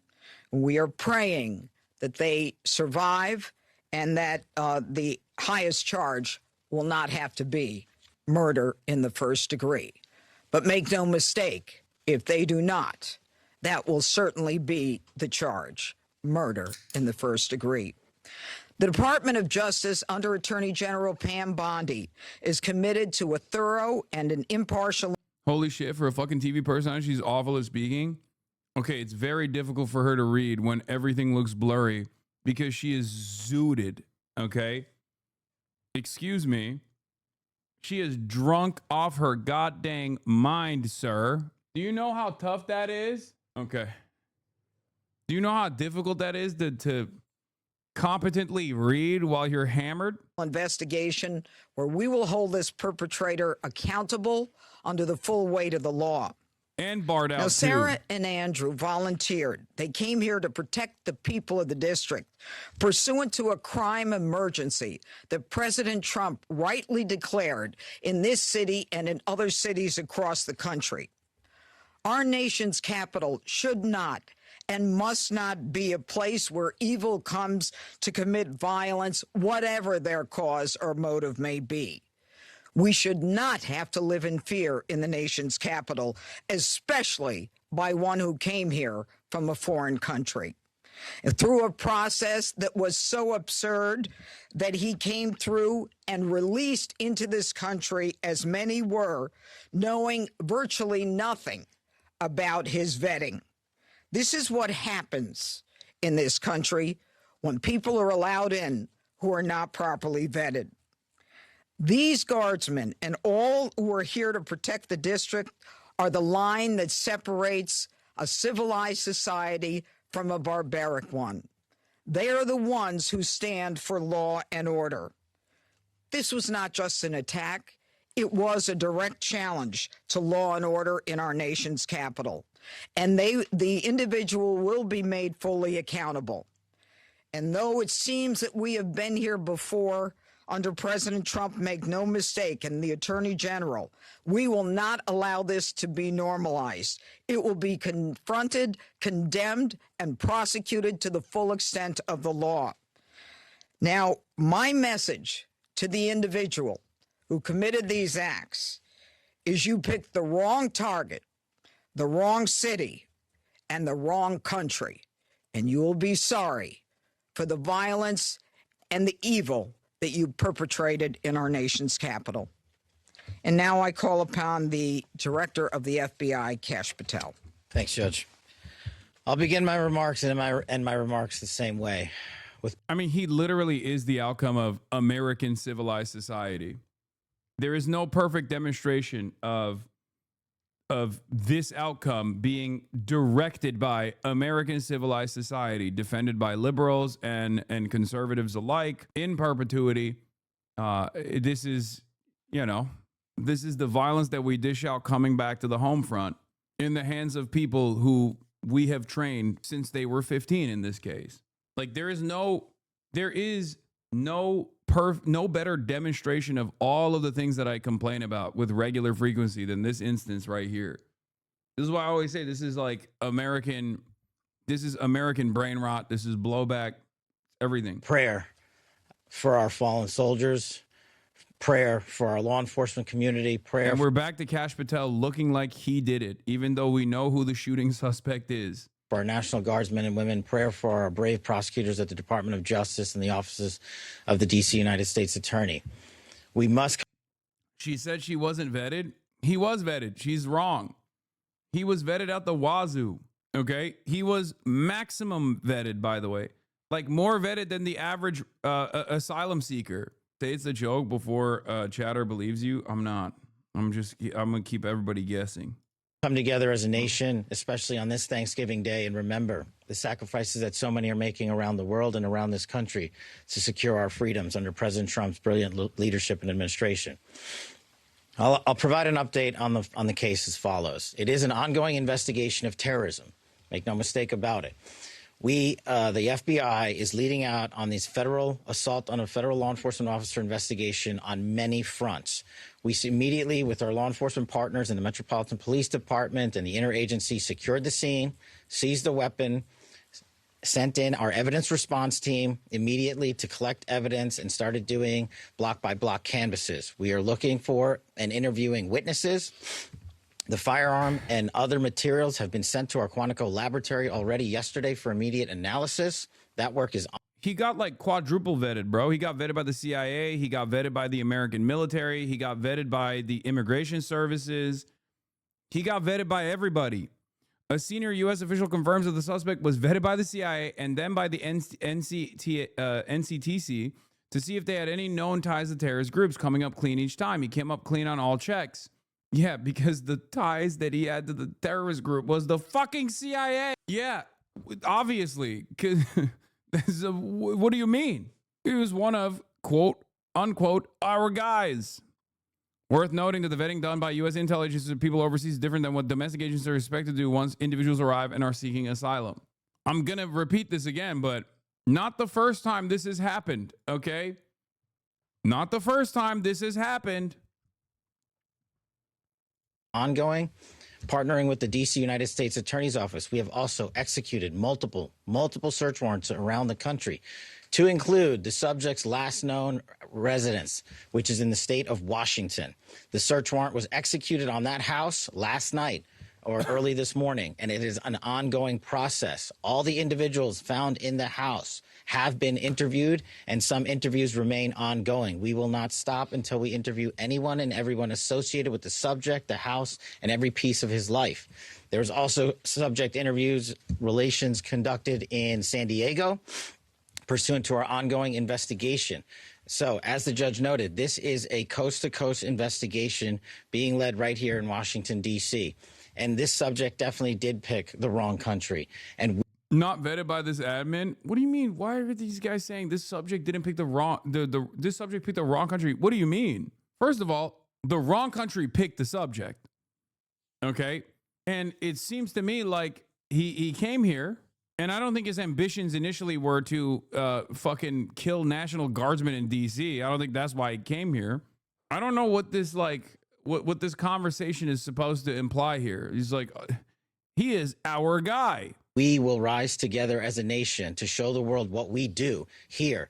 And we are thankful that we have the Attorney General's brave leadership and President Trump's brave leadership and priorities to safeguard our communities.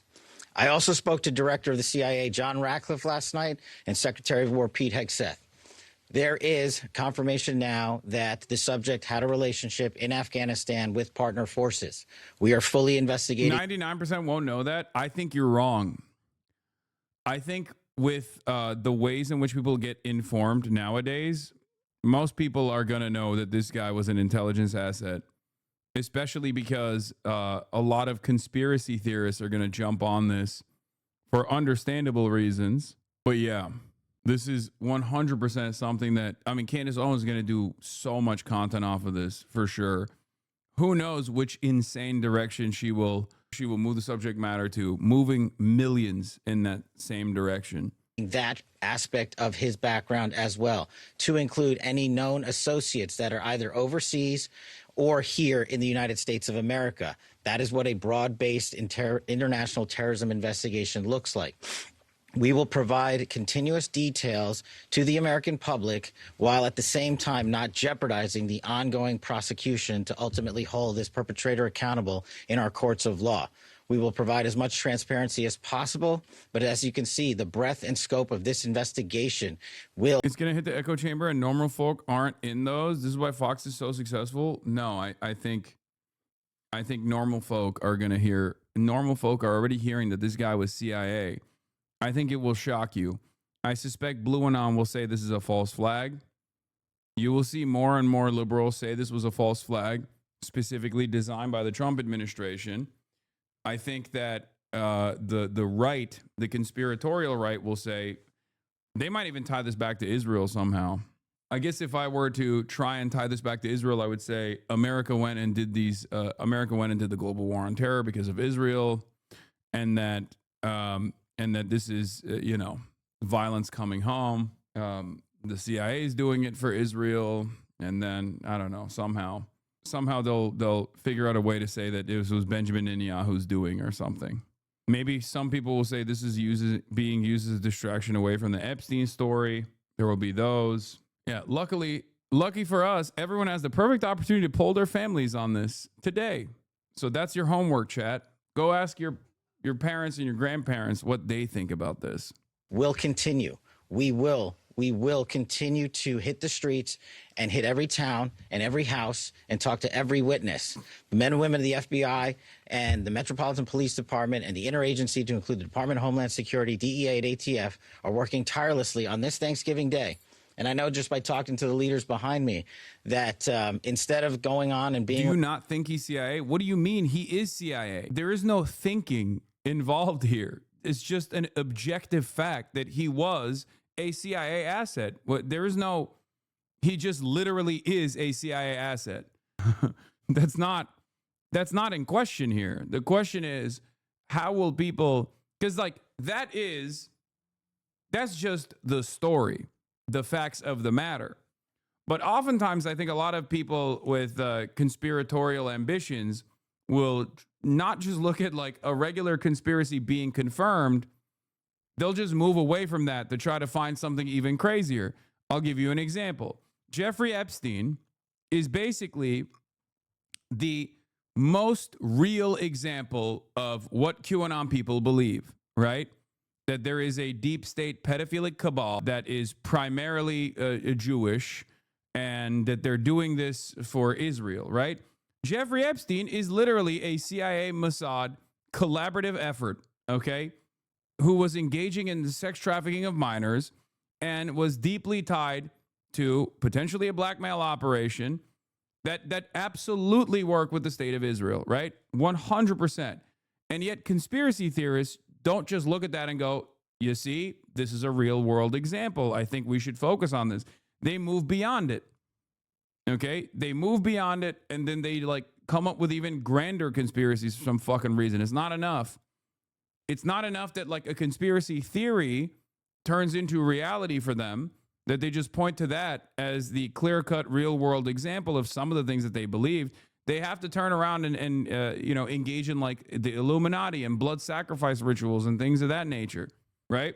Same goes for this. You got a fucking CIA asset, a child soldier at the age of 15 that was plucked and groomed to do death squad shit in Afghanistan, who comes to the United States of America and is angry as fuck and ends up shooting and trying to kill 2 National Guardsmen in D.C., okay? Used, abused, did untold amounts of, countless amounts of senseless murder, most likely. At the age of 29, he has a PTSD-style snapping moment in the same way that you've seen many other veterans engage in these sorts of domestic terror incidents, okay? And this is an open and shut case, and yet people, I think, will turn around and find new ways to make this conspiracy more grand. With their families, everyone rogered up and showed up to work today, and none of them want to go home. That's the resolve that we have together as a team to bring to you justice for this heinous act of terrorism here in our nation's capital. And as the judge said, we will ensure that our law enforcement partners are out there in full force to make sure the world can enjoy our nation's capital. We will not let this heinous act of violence prevent people from visiting our beautiful nation's capital. And we will also continue to highlight any evidence that we can publicly. And as the judge said, this individual is in this country for one reason and one reason alone, because of the disastrous withdrawal from the Biden administration and the failure to vet anyway, in any way, shape, or form, this individual and countless others, and this administration has taken the rightful step to stop any further allowance of people with this similar background into the country, and we're thankful for that. And as I said, this investigation remains ongoing, and I think I'll turn it over to General Blanchard. Like, how can you turn around and be like, oh, this is because he's a fucking immigrant? Like, I just don't know how you can actually turn around and try to argue this, try to continue with this argument when he is a CIA guy. Do you see what I mean? Sure, there are some people who are so racist that they're like, well, this is different because he was a CIA guy, but he was an Afghan national. But I don't think this is going to be enough for people. I don't think people are going to be like, well, you know, Afghan national vets are a little different than our homegrown version of like veteran snapping. It's different, actually. You see, he's brown. Like I think this makes it harder to come up with a unified message on this, especially once everyone recognizes that this is a CIA involved situation. The National Guard now. Thank you. All across America this morning, families are waking up. They'll spend the day with their children, their brothers, sisters, husbands, wives, friends from across the community. There will be the smell of turkey, all the fixings. They'll watch parades, football games. They'll pray together. They'll talk about what they're grateful for. And remember, for that liberty, for you to be able to enjoy that liberty, did we actually go and invade Afghanistan? And for that very same liberties to be enjoyed, we actually ended up targeting 15-year-olds and 14-year-olds in Afghanistan to turn them into ruthless, bloodthirsty monsters who engaged in night raids where they killed a shit ton of civilians. Okay? For those liberties to be protected, did we actually send the National Guard to D.C., even though numerous lower court judges said that this was actually illegal? It's all of those liberties that we're doing this. We're doing this for you so you can enjoy Thanksgiving, okay? This morning, there are 2 families that will not have that opportunity. Andy and Sarah's families, they're spending the day reflecting on the past, and in the days coming, they'll reflect on and think about what could have been, what might be, because regardless of the outcome, we know that their lives, their families' lives are all changed forever. Because one person decided to do this horrific and evil thing. And all across America, we are also reminded that there are many law enforcement agents, first responders, soldiers, service members all around the world who at best will come home, eat some cold turkey, open up Tupperware, eat what's left over, because they spent the day defending the American ideals, getting out there and getting after it on every American citizen's behalf. I will say that the District of Columbia National Guard, this task force, is more committed this morning to the president's directive to make D.C. safe and beautiful. Our resolve will be tested. It is being tested, but make no mistake, each and every one of these soldiers and airmen will meet and exceed the expectation that we have for them. They are, in fact, America's best. I'm proud of each and every one of them. I pray for each and every one of them today, and in particular for these two young service members who are willing to go above and beyond and pay whatever price our nation asks of them. I ask every American today to keep them in their thoughts and prayers as you go about your day. Thank you. Thank you, General. Okay, the voice there of Brigadier General Leland Blanchard of the National Guard speaking at a press conference this morning about the shooting of two National Guard members who are currently still in critical condition in local hospitals. We heard also from the U.S. Attorney, Jeanine Pirro. She was able. Dude, I swear to God, every time I see another instance of unlimited super violence on U.S. soil, okay, and then I hear from the official organs of government and how they explain why it happened and what they are doing to fix the problem in general, and they have no ambition whatsoever in actually solving these issues and simply use it for their own agendas. Ironically enough, furthering more instances of violence and making it more likely for these sorts of instances of violence to happen, it I think erodes my soul a little bit. Like piece by piece, it chips away. It's just so crazy. It's like America constantly loves rushing into a burning building with a gasoline tank and matches. It's crazy.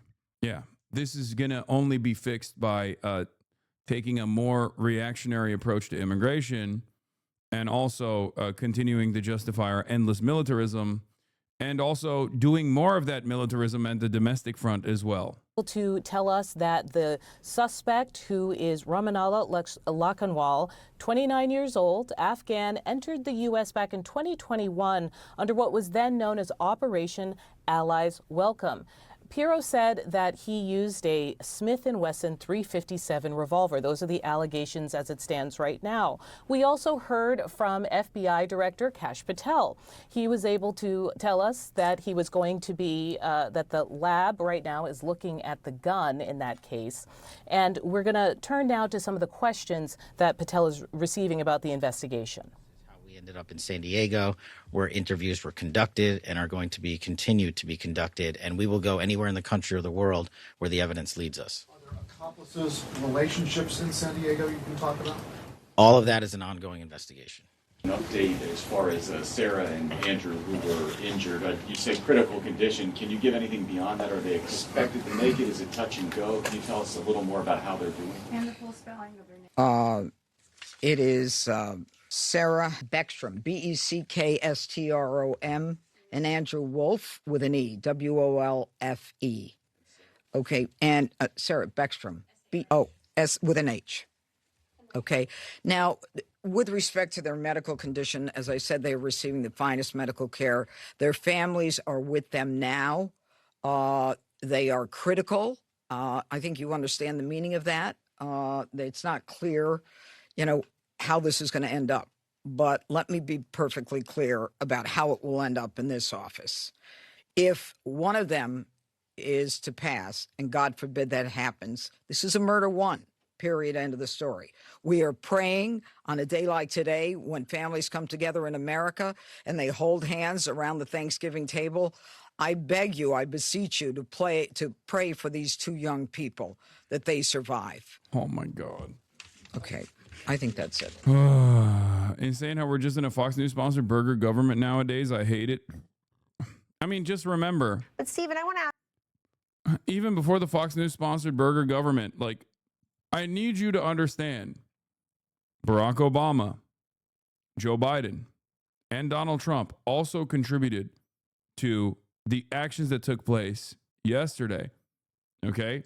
Like, those weren't, with the exception of Trump 1, those weren't burger sponsored or Fox News sponsored burger governments. This is why I'm saying that, like, there is a uniparty approach to a lot of this stuff.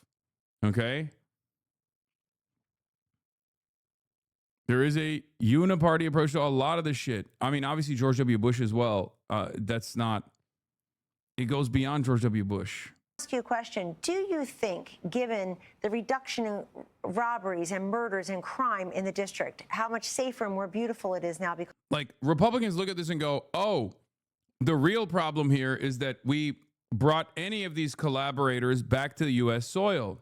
We should have just kept all the Afghan nationals in Afghanistan and let the Taliban kill them, right? But the real problem is, why the fuck were we in Afghanistan to begin with?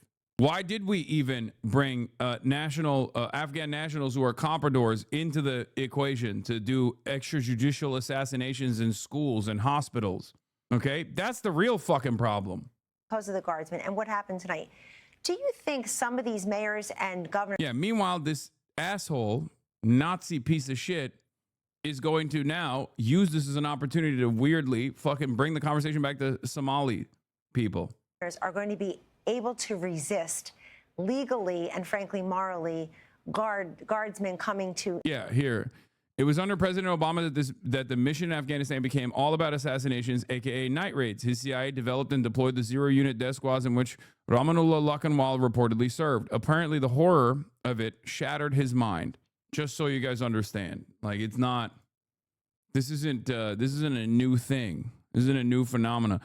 Yeah, 29-year-old Afghan man who shot two nearly sworn-in West Virginia National Guards members in Washington, D.C. had previously worked with CIA-backed militias in Kandahar, the agency confirmed. Rahmanullah Lakanwal entered the U.S. in 2021 under Operation Allies Welcome and received asylum this year under Trump, according to CIA Director John Ratcliffe. Lakanwal served in CIA-run counterterrorism units in Kandahar, including the Zero units, notorious squads used in night raids alongside U.S. Special Forces and long accused of extrajudicial killings and disappearances. The New York Times reported that a childhood friend said Lakanwal could not tolerate the violence of the CIA-backed unit he served in. Prosecutors say he carried out a planned targeted attack yesterday with a .357 revolver before being shot and detained. Both guard members remain in critical condition. The FBI is treating the case as terrorism, and the USCIS has halted all Afghan immigration requests. Here's a video from early on of Democracy Now! In 2010 with friend of the show, Jeremy Scahill, discussing American night raid operations in Afghanistan. When you think about the collective punishment that's been meted out against people based largely on false intelligence, you understand why the United States is failing in Afghanistan. This family's, mud brick kala compound. People live in these. They're like huge, almost small fortresses. Why are there ads? We don't run ads at the Hasanabi broadcast. The Piker Broadcasting Service is ad free, but you can still subscribe regardless. The Piker Broadcasting Service is ad free. However, if you would like to support the broadcast, the Piker Broadcasting Service, Twitch has global ads now. Wait, what? They fucking figured out another way to run ads on this? That's crazy. Piker Broadcasting Service is sponsored by you, the viewers, for you, the viewers. The only reason why you're maybe seeing a fake ad being served is because you probably have ad blocker on. That's the reason. Is built up, 10, 12 feet high with mud brick walls. And then inside of it, you have multiple generations of families living. And we went there and we were welcomed into their home. I mean, what really was humbling is for most people that are targeted in these night raids, the only Americans they've ever met are the people that killed their loved ones and me and Rick. And in fact, one elder in a family that we went to visit, said to our translator, and we found out about this later, first the Americans kill us and then they want to put us on camera.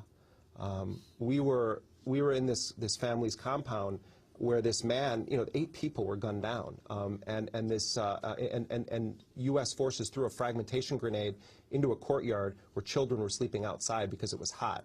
And multiple children got hit with fragments of this in the face and the stomach, and we saw the injuries on these children. You know, what crime did they commit?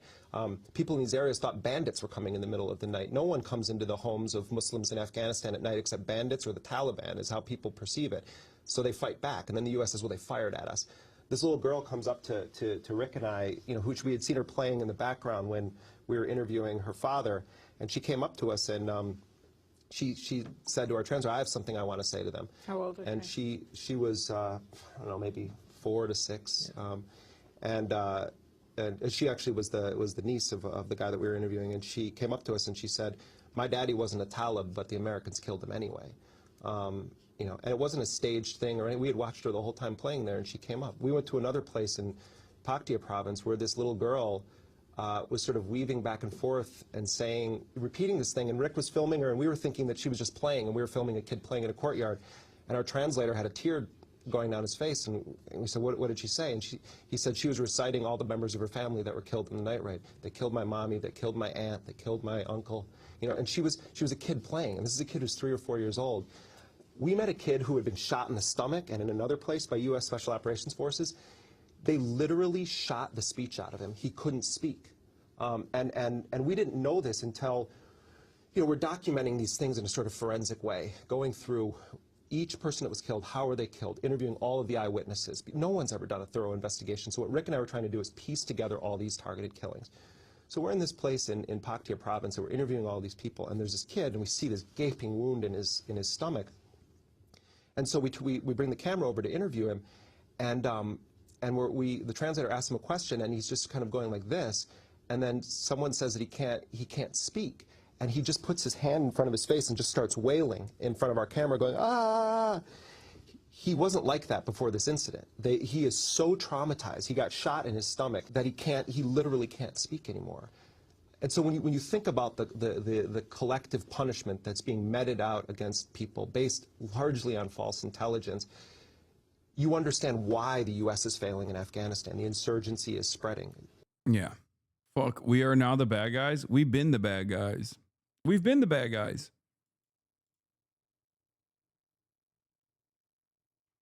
That's why it's frustrating when I try to say that we don't have to be. We don't have to be the bad guys. But we have been consistently. And then whenever I talk about how we don't have to be the bad guys and we shouldn't be the bad guys, as a matter of fact, people fucking yell at me and say, oh, you must hate America. Back in the day, it used to be almost exclusive to the likes of Steven Crowder. Oh, if you don't like it, why don't you fucking leave? That clip is from 15 years ago, by the way. That clip is from 2010. And it's crazy that back in the day, it was mostly just like the Steven Crowders of the world who would fucking screech about this shit. But now liberals do it too. Everyone is so swept away with this false sense of patriotism. I'm not trying to be mean, but my wife is working today as a nurse and she's a fan of you. Can you say, I hope you have a good day, Josie? I hope you have a good day, Josie. Their cities to help do the same thing. Well, I mean, look at the situation in Chicago, where the governor, Pritzker, is fighting President Trump with everything that Pritzker has to try to keep President Trump from ending the murder epidemic in Chicago. Pritzker and Johnson are fighting on behalf of the murderers, not on behalf of the citizens, fighting against the National Guard, fighting against law enforcement, and fighting against federal investigators at every step of the way. Let me begin by saying to the beginning of your question that the president's remarks, I think, were among the most moving that I've ever heard. It was perfect for this incredibly tragic occasion, this heartbreaking, anguishing tragedy right before Thanksgiving. I think he spoke movingly and beautifully to what we've lost, but also demonstrated the tremendous resolve and determination to not only continue the mission these soldiers died for, but to expand the mission, declaring that far from being deterred, the commander-in-chief, our president, is sending 500 more troops to the city to show that no terrorism will sway us. And also having a conversation tonight with America, the conversation that we have to have with President Trump saying that Joe Biden, the Biden administration, the Democrats have inflicted on this nation the worst national security threat in our history. We've never faced a threat like this. 20 million people brought into our country from the most failed societies on earth. Afghanistan, Somalia, Libya, Iraq, brought here. No vetting, no conditions, no rules. Brought here on visas, brought here on... Yeah, except everything you just said is wrong. Why did they fail? We failed them. We caused them to fail. And also, this guy was vetted. It's just, they're just lying. I don't know how else to explain it other than he's just fucking lying. Refugees. Yeah, Islam failed them. Totally, dude. You're so right. You are the exact kind of dumbass. You are the exact kind of dumbass that this fucking freak ass Nazi is talking to. Okay? You're already tuned into that goddamn frequency. Yeah, totally, dude. It's Islam that failed them. Oh, God. Billions of Muslims worldwide. You are the real barbarian. I hope you understand that. This kind of fucking moronic attitude is unironically this kind of moronic attitude that justifies all of the death and destruction that America engages in so that some fucking faceless, lifeless corporate stooge can turn profit is infinitely more barbaric than anything that you consider to be lesser than you. You need to wake the fuck up, dude. Islam has failed them, says the guy who got failed by the educational system. Yeah. Brought here as asylees, brought here as illegals, brought here in every way imaginable, by plane, train, bus, automobile, by land, by sea. For 4 straight years, they deluged this country. And now more blood is being spilled as a result. What you heard tonight from President Trump, the breaking news here tonight, is saying that his government is going to accelerate efforts to review every person added to this country over the last 20 years. He said, Muhammad Jihad, Durka. Brother's hitting 2003 lines right now. That's awesome. I cannot think of a fucking sadder way to spend your fucking Thanksgiving, dude. Jesus Christ. He's not wrong on the immigration part, though. What the fuck are you talking about, dude? What the fuck are you talking about? This guy is our guy. Once again, there is very little daylight between what this guy did and what like the 17 other fucking veterans that you know, either burned a church down or fucking engaged in mass shootings or did like a police assisted suicide in the last 8 months. You're a fucking idiot. Name a single other mass shooting. Yeah, Americans famously never commit mass shootings. Oh, people are so fucking dumb. Well, if you think about it, being racist on Thanksgiving is the OG kind of way to celebrate. Okay, true. That is actually in the spirit of Thanksgiving when you really think about it. 4 years, all 20 million. Now, obviously, if you're illegal, you're out automatically. But everybody else who was brought here, refugee, asylum status, whatever status, like, I see all of this as like a coping mechanism. Okay? As conditions worsen, and people are forced to see the contradictions, I think they just cope with it by being like, no, it's because they're fucking this one. Well, this guy's Muslim. This guy's an immigrant. That's why. Yeah, don't look at like the 7 million different instances of this happening in the hands of like Americans in the identical fashion, you know? No. This is, well, we got to fix the migrant crisis. That's what it is.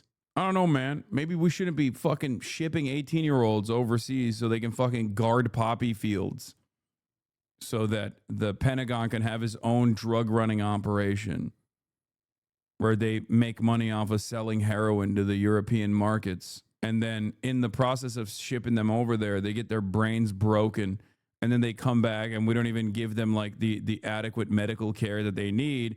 And then they feel some type of way. And also they have unlimited access to weapons. And some of them choose to take matters in their own hands and kill themselves individually. Others do it by way of suicide by cop. Some of them do it with, some of them do it like this. None of this has to happen, by the way. None of it. He said, if you're not someone who loves this country, if you're not any benefit to this country, then we're going to send you out of this country because it's enough already. No one else has to die. No one else has to be murdered. No one else has to be shot. No more empty seats are needed at the Thanksgiving table or the Christmas table because of what Democrats have done to this country. So tonight we heard from a commander-in-chief a historic announcement, a brave announcement, exactly what America needed to hear, Kellyanne. Absolutely. Stephen Miller, and you've amplified How come we don't it so talk about guns beautifully anymore? tonight. I First, do they all the time. It's just not even an issue for so many people. It's just not, it's a delegitimize the given. National Guard, and then they dehumanize the guardsmen and guardswomen, and it should surprise no one, yet shock us and sadden us all the same what happened today. Stephen, that's also a president I know, influenced by you and others as well, who is helping to lead the nation in prayer. And he's praying for those victims. He's praying for their families. He's praying for the other brave men and women in all types of uniform who wake up every morning and run toward the danger to protect our freedoms and our lives.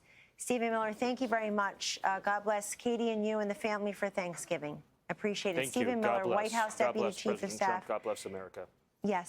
God bless America. Prayers should help them with their bills. Yeah. You don't understand. You don't understand, dude. A lot of Americans are praying to make their Thanksgiving meals more affordable today. That's the other side of the story too. Totally working. Why does he stand sideways like that? I don't even fucking know. We now learn the names of the 2 West Virginia National Guard members who were shot at point-blank range just blocks from the White House. The Justice Department identifying them as 20-year-old Sarah Beckstrom and 24-year-old Andrew Wolf. You were right. A lot of people on X are speculating it's a false flag operation. Of course they are, dude. Our brains are fucking fried. Everything sucks. People want answers. This seems like a neat little bow. I think in many instances the truth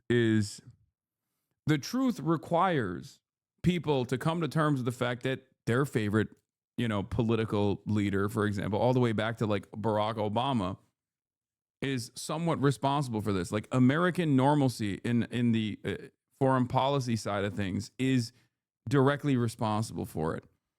So they don't want that. That's like a tough pill to swallow. So they have to think like, no, this is different. It's just like we activated this guy so that they can do a false flag operation. It's the other side of the coping mechanism coin, right? Neo-Nazis look at this and go, well, he's brown, he's Muslim, he's migrant, And then other people look at this and think, no, it's not because like, we have fucking CIA-backed death squads in Afghanistan, a country that we didn't have to fucking be in at all, as a matter of fact. We had no business being inside of. A country that we've actively destabilized for decades, even prior to our direct involvement with boots on the ground military invasion and occupation, Stan, they've undergone surgery and remain in critical condition. We're also learning new details about the suspect. Authorities say the 29-year-old Afghan national traveled across the country from Washington state to the nation's capital before the attack. We'll have the latest on the investigation in a moment. First, I want to get to CNN's Brian Todd, who's live at the shooting scene. And Brian, you're learning more about how this attack played out. That's right, Omar and Boris. We have important new information this afternoon on how the attack played out. We're going to get to what Jeanine Pirro said about that in just a second. But first, we have access here that we have not had before to the actual spot where the shooting occurred. I'm standing at the spot right now. And if you come over here with me, our photojournalist Jay McMichael and I are going to walk you over here. This area here, excuse me, ma'am. This is the bus shelter where, according to officials, at least one of the guardsmen tried to take cover at, and you can see that a plexiglass panel here has been shot out. You can see the fragmented glass up there. This panel is gone, and I'm going to walk you over here to this planter. It appears here that there is a bullet hole here that entered here and exited here of this planter. There's another planter over here. Jay's going to shoot you a close-up of that, and there's another planter here where this part has been removed. I'm going to walk you over here to show you that part of the planter that was removed. And in the meantime, you see a makeshift memorial here to the victims, people laying flowers and an American flag. Over here is a part of that panel that was actually removed, and you can see additional bullet holes here, one here, one here.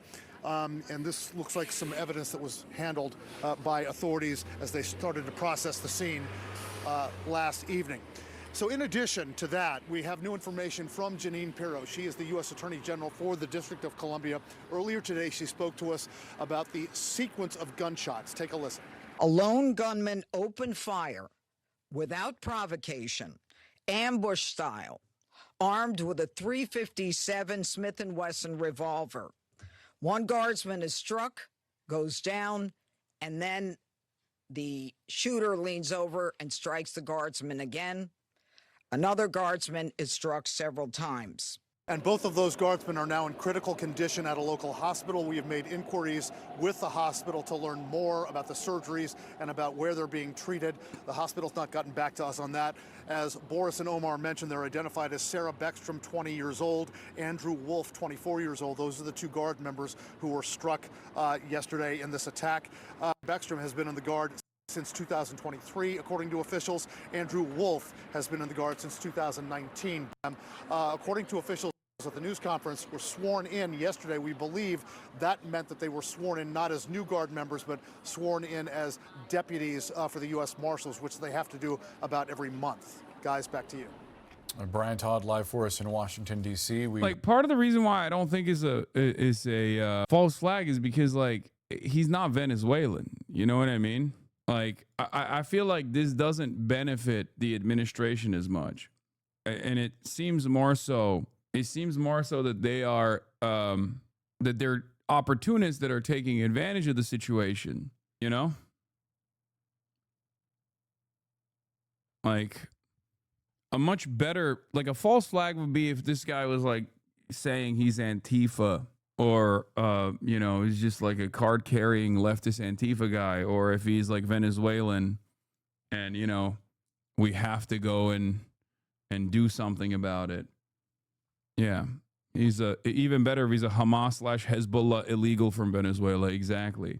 Shooter is a transgender Venezuelan national that was engaging in drug trafficking for Cartel de las Rosas or whatever, working directly with Maduro and also Hamas. Hope to learn a positive update on those guard members at some point soon. CNN senior national security reporter Zach Cohen joins us now. Zach, take us through what we've learned about the suspect. Yeah, we're learning quite a lot about his background. It's a 29-year-old Afghan national who came to the United States in 2021 as part of this program that was implemented by the Biden administration after the U.S. withdrawal from Afghanistan. Now, it seems that why he was allowed to come to the U.S. in part was because of his work with the U.S. military and CIA. He was, our understanding, he served in an elite counterterrorism unit that worked directly with U.S. intelligence and military units in Afghanistan, including active combat against Taliban forces at the time. And so there were I also don't think this further justifies like going back into Afghanistan in the way that like the Trump administration has signaled that they want to with like Bagram and stuff. I don't know how you tie this back, because I feel like for many Americans, what was that, little bro?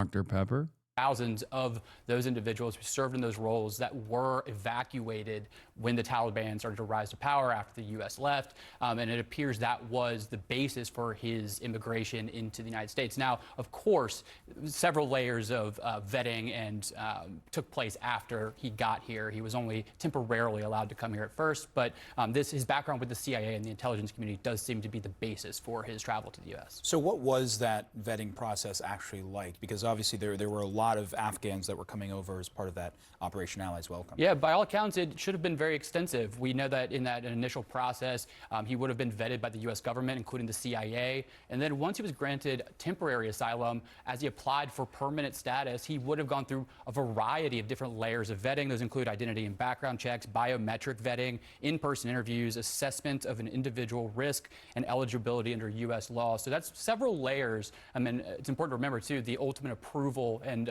of his asylum application was granted under the Trump administration in 2025. Important in the context of the president and allies saying that this was the policy of the previous administration to let folks in without vetting. Important to keep that in mind. Zach Cohen, thank you so much. Let's get some perspective now with Donnell Harvin. He is the former head of Homeland Security and Intelligence for Washington, D.C., also a member of the faculty at Georgetown University's Emergency and Disaster Management Program. Donnell, thank you so much for being with us. Happy Thanksgiving. We're grateful that you could share some time. I wonder what a review, as the president has said, of every migrant admitted to the U.S. under the previous administration would look like, as we've also learned that officials are going to pause any migration case related to Afghans pending further review. What does all of that entail? That entails going through and interviewing quite possibly anywhere from 70 to nearly 100,000 people, depending on what reports you read. It's got to be very clear to the audience that, you know, these Afghan asylum seekers who've come over have committed crimes at such a low rate. I was unable to find any major crimes that were committed by these individuals. These individuals and their family members serve the U.S. service members abroad, help save lives. In fact, there's many documented cases of former service people going over to rescue them even after the evacuation. What happens is that once these individuals go through that layered process of vetting and they get into the United States, they're kind of free to move around the country at their will. There's no further surveillance of them. There's no surveillance state of them. They're just like any other asylum seeker. They'll go through their process, and throughout their process, they will have interviews, and then they'll be part of a normal, non-enhanced vetting. What I believe that the administration's talking about now is some type of advanced vetting. The other thing I wanted to mention is that when you interview these people, when they go through the vetting process, you're looking behind, right? You're looking at their previous history, their ideology, who they've been associated with. That can't predict the future. And so this is the difficult part that the administration finds themselves in now. Yeah, especially as we've seen so many cases of people being radicalized through a number of different means. If the obsession with vetting is just a distraction, it's going to fail occasionally. No system is 100% perfect. What do you mean? There's no indication that this dude was going to snap. What do you like? Why? How would the vetting show? If the vetting is looking for criminal associations or associations with known terror groups, and the vetting is being done by the CIA, and the CIA itself has made this guy into a fucking terrorist, of course, that's not something that they're looking for in the vetting. So the vetting didn't even fail in this regard, is what I mean. Like, sometimes vetting can fail. This is not even an instance where the vetting failed. If this, in fact, turns out to be no one's going to be like, hey, is there a moment where you will snap in the future? Terrorism. And that leads me to the next question. How is it that officials determine a motive accurately here? Because you have the administration saying that this was terrorism, but the investigators themselves have to piece that together to show evidence of it.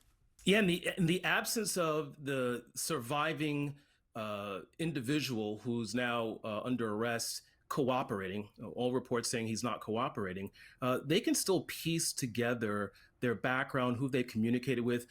Boris, you and I have been on this topic for many times. Yeah. Invariably, many of these individuals who are radicalized and mobilized to violence have some type of breadcrumb trails. We call that leakage. They may have told someone, they may have intimated this online, spoken with someone, shown some type of signs. It's always some type of signs. People just don't wake up, drive across the country with a gun and open fire on uniformed service members. So there's going to be something there they'll be able to find, even though he's not cooperating. I wanted to go back to something that you alluded to a moment ago, and that is the suspect's previous relationship with the U.S. government and his work in Afghanistan, including with the CIA, according to Director John Ratcliffe. How do you read that relationship? Everything I've read that's open source available says that he served honorably and was trusted at a very high level. Like you don't get attached to a secret top secret unit with the CIA and special operations if you haven't been vetted even before the evacuation, right? So they trusted this individual quite possibly with their life. When he was 15 years old, he served honorably in the CIA death squad. The vetting was extremely successful. They just went like Alex Acosta. He's intelligence. Leave him alone. Yeah. MSM is honestly mentally ill. These are killers and they kill for America abroad. Serving honorably means killing well. Yeah. I mean, that's if your position, if your broader position across the board is that American foreign policy is good, and that is the uniparty position, and that is, of course, always going to be the position of every single person in mainstream news outlets, then you can't fucking be like, yeah, this is a child killer. Like, this is a child. This was a child who was trained to be a child killer in Afghanistan by our intelligence community. Like, there will be no moments of consideration for why we did any of this stuff in Afghanistan. That's not a part of the conversation at all. You feel me? That's it. I didn't consent. I'm just saying this stuff happens completely outside of our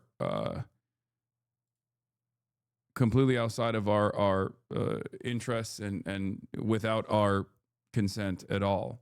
At most, they will justify it by saying, well, they're scary brown Muslim guys. They deserve to be fucking ruthlessly slaughtered because they're barbaric, right? That's the most consent you will get manufactured. So you'll be on board with at least like the broader initiatives.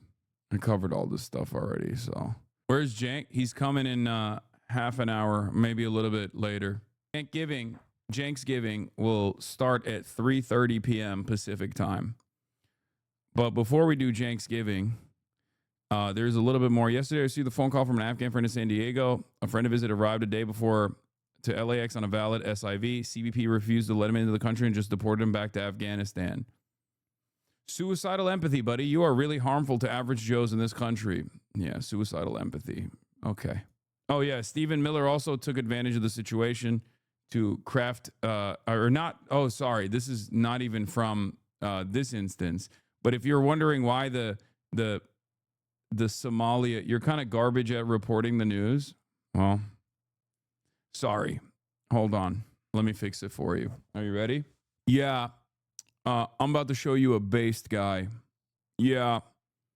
Millions are going to be radicalized by this. Yeah. Yeah. Based. Get them all out. Get them out of here. Based. Is that better? Yeah.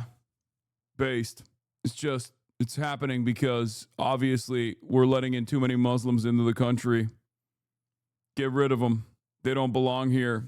They can't assimilate to American culture, even though this guy seemingly was maximum American culture, whether it be, killing kids in Afghanistan or having crippling PTSD due to what he did in Afghanistan. It seems to me like he had a real deep understanding of American culture, but I'm going to completely avoid thinking about that.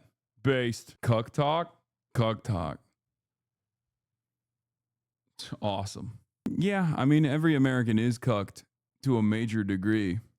You're a cuck, Hassan. Every American is cucked to a major degree. We are cucked to capital.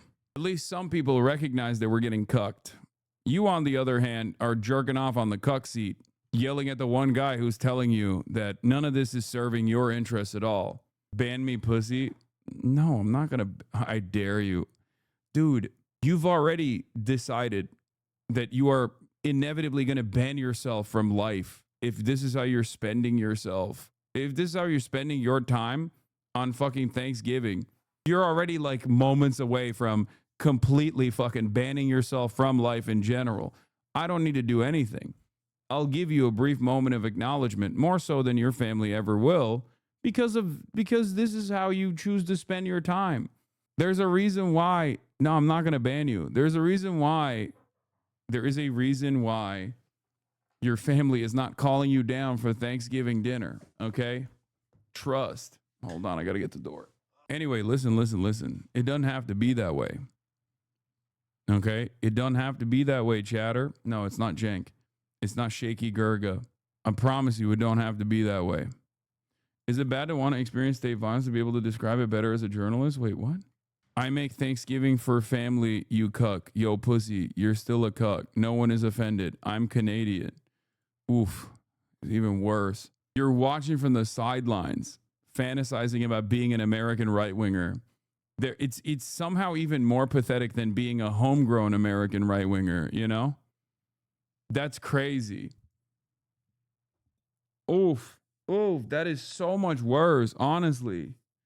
Oh, god damn. That's like more cuck than the average American, really. Definitely from Alberta, for sure. That's a lock. That's a Alberta national right there. Alberta cessationist. Former Albertan can confirm. Yeah, at least like the average American I have some sympathy for because, they're direct victims of the American education system. God damn, you got nothing. Bro, I didn't need this level of shame today. I apologize to the Albertans that have to literally live with guys like that down the street and then also have to hear it from me. Why do you call yourself as the one guy vanguard against fascism, though? You're not. You're kind of racist, too, with your Uttar Pradesh shit. Just saying. Yes. The 40 minutes to an hour that I spent yesterday describing how a lot of people also immediately shift the blame over to like India for all the white nationalist sentiment in the United States of America or being racist. All of that actually is cast aside. It doesn't really matter. Yes, you're right. I'm racist. You caught me. I'm not only racist, but I also do call myself the one guy vanguard against fascism. Both of these things are true. You can't ban me, dog. First of all, Ahmad just clapped you, but it's pretty funny because I wasn't gonna ban you, but you literally are banning yourself. You said kill yourself. I unbanned you just now, just so you know. When you say kill yourself, okay, Toronto, you cook, sure, ban me, you're a cook. Remember that. That's a fact. Kill yourself. You don't deserve happiness. Ah, ha, ha, ha.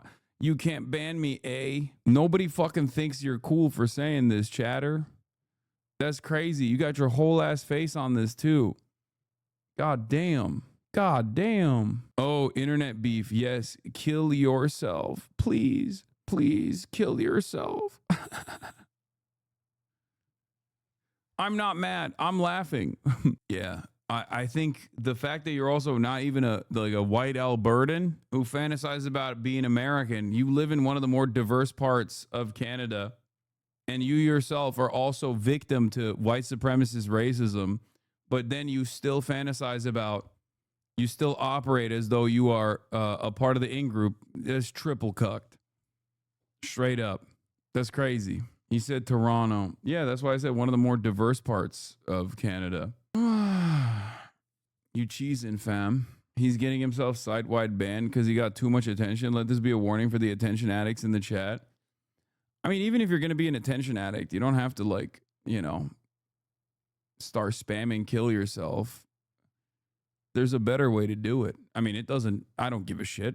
You know, that's not going to hurt my feelings in any way, shape, or form. However, it will cause you to get a site-wide ban. Also, not a single person in the process will think you're brave or not feeling some type of way on this day. I'm confused about your view on Canada and Canadians, Lamau. What do you mean? In comparison to the average American's existence, I would say that like Canadians are marginally better off. At least they have some social safety nets. You know, there's plenty of problems in Canada too, many of them similar to American issues. But what I can never understand is why Canadians don't feel proud that they're not American, but instead LARP as though they're American right-wingers. That shit blows my fucking mind. It blows my mind extra hard if you are also most likely victim to racialized anti-immigrant white nativist sentiment with regular frequency if you're a brown Canadian too. That's like triple fucked. That's why my initial suspicion was that he was a white Albertan.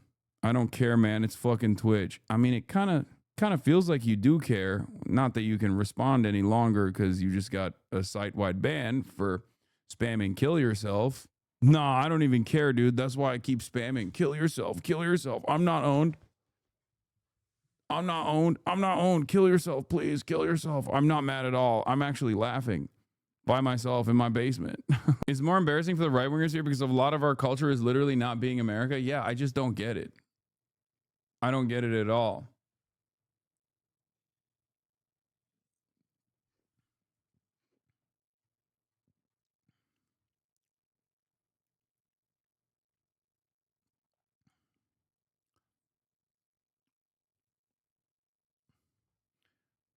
Unfortunately, you have a perfect read on Alberta. This man's probably living in my own city, yet he wants to be an American. Chud more than anything else. Cringe as fuck.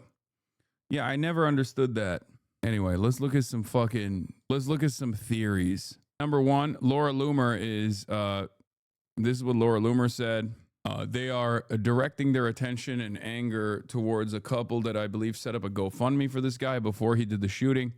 Before committing Islamic jihad in our nation's capital yesterday, shooting two National Guardsmen, Rahmanullah Lakanwal, the Afghan Islamic terrorist, who committed this act of Islamic terror, was staying at a home in a man named Stanley Cretin in Bellingham, Washington. The terrorist was staying there with his wife and 5 sons. I screen recorded this GoFundMe, which has now been deleted. The GoFundMe was last updated on January 30th, 2023. Oh my God. From fucking January 30th, 2023. The description of the GoFundMe says, this is Dan and Val, and we were fundraising for an Afghan refugee family who stayed at our home 2 months before finding permanent rental housing in Bellingham. Rahmanullah and Camilla have 5 wonderful boys, ages 11 to 2. Before being evacuated to the U.S. on September 2021, Rahmanullah served for 11 years as a member of the Afghan Special Forces alongside U.S. service members fighting the Taliban. The GoFundMe was from 2021, and the last update for the GoFundMe was in 2023. And Laura Loomer is going after the people that thought that they were being helpful to a dude and his whole fucking family. That's crazy. This is an opportunity for you to help a truly wonderful family. They left Afghanistan with nothing, and they need household and kitchen items of all kinds. Looks like the authorities need to go pay Stan and Val a visit to find out why they provided this jihadi and his family aid and comfort. Oh my God, she is so fucking disgusting. There should be consequences for people in our country who provide safe haven to Islamic jihadists under suicidal empathy. The public, if you want to get angry at someone, you should get angry at the fucking CIA, dumbass. The fuck do you mean? God, what a fucking gross psychopath. I can't even look at this shit, dude. Lunatic. 2 weeks ago, General Flynn predicted on my show that elements of the CIA would activate Islamic sleeper cells in the United States in the coming months. Hell yeah. Alex Jones, give me some of that good shit. 2 weeks ago, on my syndicated broadcast, General Flynn, the former head of the Defense Intelligence Agency, predicted that in the coming months, or even weeks, the deep state CIA elements, ally of the Democratic Party, with Communist China, Venezuela, and others, would begin triggering sleeper cells inside the United States, particularly Islamic. I'll post the interview below. He was on my broadcast yesterday and pointed out that all the evidence is clear.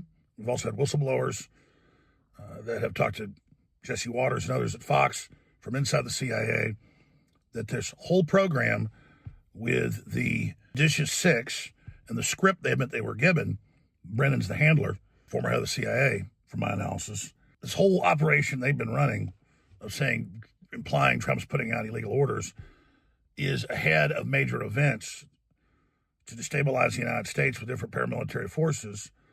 And then when Trump tries to call it the military, the corporate media would already pre-planted the idea that his orders are illegal. This is sedition. This is the prep phase for a violent coup. And I've been predicting it along with General Flynn as well. This is a very, very serious time right now. And now we know, as you see below, this has been released by CIA Director Ratcliffe. Laura Logan has posted the information, and she's got incredible intel connections. I'll just leave it at that. That this guy was part of a CIA strike force, and that's what his ID says, in Afghanistan. And of course, her husband's been deployed over there for forever and was a leading commander. And it's I just can't take him seriously, even if he has like moments of random clarity in all of the sea of bullshit Trump defense that he engages in. Because like, this is Alex Jones's like aha moment in his career, right?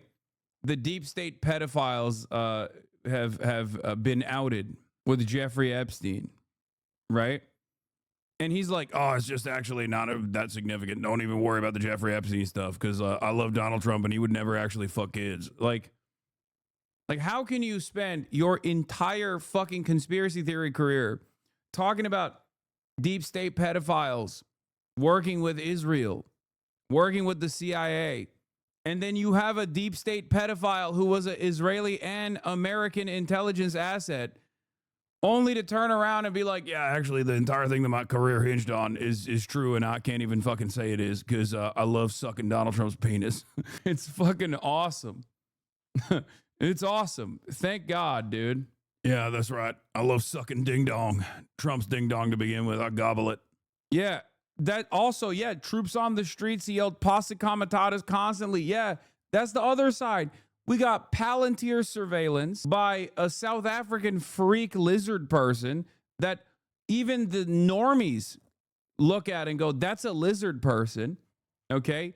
This guy's been saying lizard people are going to come and do mass surveillance at the behest of the deep state. And now they're doing it, but it's Trump doing it. So he has to be like, that's actually good.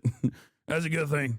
Troops, National Guards troops being domestically sent to U.S. cities to do black bagging operations. Literally happening. Trump building his own Gestapo with ICE. Hundreds of billions of dollars being reallocated to Trump's very own secret police structure. Every single thing that this man has talked about is currently happening, but the guy doing it is his buddy. So he's just sitting there being like, no, actually, this is the ICE Gestapo comparison is actually quite anti-Semitic. Fucking awesome. Yeah, no, the good news, yes, I know.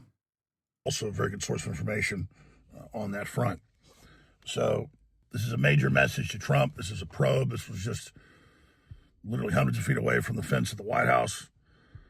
And there's going to be more of this. So people better get ready. This is very, very, very, very, very serious. Of course, Biden brought hundreds of thousands of these people into the country. And they need to be deported. The media's trying to spin it now. Oh, that's dude, yeah, it's a black flag operation. It's a false flag operation. But also, even though I'm recognizing that it's a false flag operation, I personally believe that we should actually follow the ambitions of the federal government doing the false flag operation. Now, because the Trump administration approved one level of his asylum last year, but that's just because that's part of the larger process. Okay. So Trump didn't do the false flag. It's someone else in the deep state trying to ruin Donald Trump. Makes sense. Yeah, and Trump was duped into the Trump administration was actually duped by the deep state pedophiles, not Jeffrey Epstein though. That Biden set up, and now those policies need to be reversed. Yeah, how deep does the state go, man? And they need to go in and kick out all of these paramilitary Afghans, even if they quote work for the CIA. But this guy clearly is working for these very elements. Remember, John Brennan is a Muslim and a communist. He brags about it. People always are blown away by that. I mean, look it up. He brags about it in Arabic. And they're working with these different terror networks. And they use them as a covert army. And John Brennan is a Muslim and a communist. That's fucking awesome. I need to see what he means by this, because sometimes there's like, it's this. CIA Director John Brennan proudly acknowledges that he once voted for the communist candidate for president. That's got to be a trot, right? That tracks with, that has to be, he has to be a trot, right? I suspect. Because like he goes from voting and being a part of the communist movement during the Cold War to being the fucking director of the CIA. That's trot behavior, the trot to neocon pipeline, you know? It has to be. I don't know how he I don't know where the Muslims thing comes from. They're gearing up the drug cartels and others to wreak havoc in this nation. General Flynn didn't just predict that. He has sources that give him the chatter and the information that's being picked up, and I'm getting that from other law enforcement intelligence sources as well. So I'm very, very sad for the two National Guard soldiers that were shot. You know, the governor of West Virginia came out where they were deployed from and said they were dead. And now there's conflicting reports. We'll just continue to watch. Not all trots, chatters. Everybody's put their head on a swivel. And we don't need to give into this intimidation. The left wants the troops off the streets because they want the crown to be high. But like come on, dude. I mean, don't get mad at me, but like, are we serious about, like, it's always funny when people get fucking mad at that shit. But the official Frank Wuko also elevated far-right conspiracy theories, including that Obama was not born in the U.S., John Brennan converted to Islam, Eric Holder belonged to the Black Panthers, and Huma Abedin has ties to the Muslim Brotherhood. What the fuck? A Trump official who suggested dropping nuclear bombs on Afghanistan is now responsible for arms control issues at the State Department. Like, remember the guy who recently died, Horowitz? He was a trot too. He had a different evolution. And in the nicest assessment possible, Western capitalist ideologues absolutely utilized a lot of his later work in designing some of the most successful anti-communist propaganda that was implemented during the Cold War. And also, there are a lot of people that started as trots that became neocons in America, like a lot. What, you are no longer viewbotting? Yeah, I stopped today for Thanksgiving. You're going to find out. This is what Fox News is focusing on. Remember the light. Yeah, all my bots are gone, dude. Why are you responding to every troll? I don't know. I mean, this guy's fucking 12-month subscriber. Yeah. I wonder what's more likely, that I have an older audience that's not tuning in on fucking Thanksgiving, or that I just mysteriously chose not to implement the bots that I have on Thanksgiving and also on the weekends in general as well. It's probably the view bots. Even though my biggest haters who have looked through my analytics have time and time again repeated that I'm one of the few top content creators that has never botted, when they personally have every ambition and every interest to say that I'm a botter. Also, prime eating time right now across the country, except for California. I agree. I'm hungry too. Or it was a joke from a community member. Not everyone is always serious. I agree. It's probably the joke. Why does it feel like a dig at those who are here? I mean, I'm here. So what the fuck is your problem? It's a dig at myself too, you know? Anyway, Fox News on Thanksgiving is talking about Charlie Kirk and his message of gratitude. You know, so if you're having a hard time having a robust Thanksgiving meal this Thanksgiving, at least you can eat some gratitude, brought to you by Charlie Kirk, who carries the flame. Also, there is some good news. It's Thanksgiving miracle. Today, after 9.5 agonizing months, Mohammed Zahar Ibrahim was released from Israel's Ofer prison and into his father's arms. The Israeli military had no right to take him in the first place, and the family credits the relentless grassroots campaign that kept up the diplomatic pressure to free him. He's in rough shape, but okay, and on his way to the hospital for treatment. Once he's discharged, his mom, dad, and brother and sisters will have his favorite meal and a very belated 16th birthday celebration waiting for him at home. I'll share more details soon. Now that Mohammed is free, the family is asking all the supporters to keep fighting for the hundreds of Palestinian children still unjustly trapped in Israeli military prisons. The family requests privacy for now. Happy Thanksgiving, everyone. Lots to be thankful for. So, can you Kirkify yourself? No. For the record, this was literally an American Palestinian child. Mohammed did not know that his first cousin Saifullah Musallet had been beaten to death by settlers in July. It was one of the big questions hanging over his release. They just told him now. Bittersweet day, to say the least. Fucking insane. My brother was there to greet him, and he found out about his cousin Saif being murdered by settlers and couldn't stop crying. Will the real Donald Trump of the White House celebrate the release of this American who has been unjustly held and abused by Israel as they have celebrated the release of other Americans? Probably not. It's fucking disgusting. Yeah, I'm not going to hold my breath on Kamala Harris coming out and saying something about it either. One of the reasons we have why Trump supporters are at a breaking point. We'll watch that in a little bit. Before that, I want to move on and switch gears.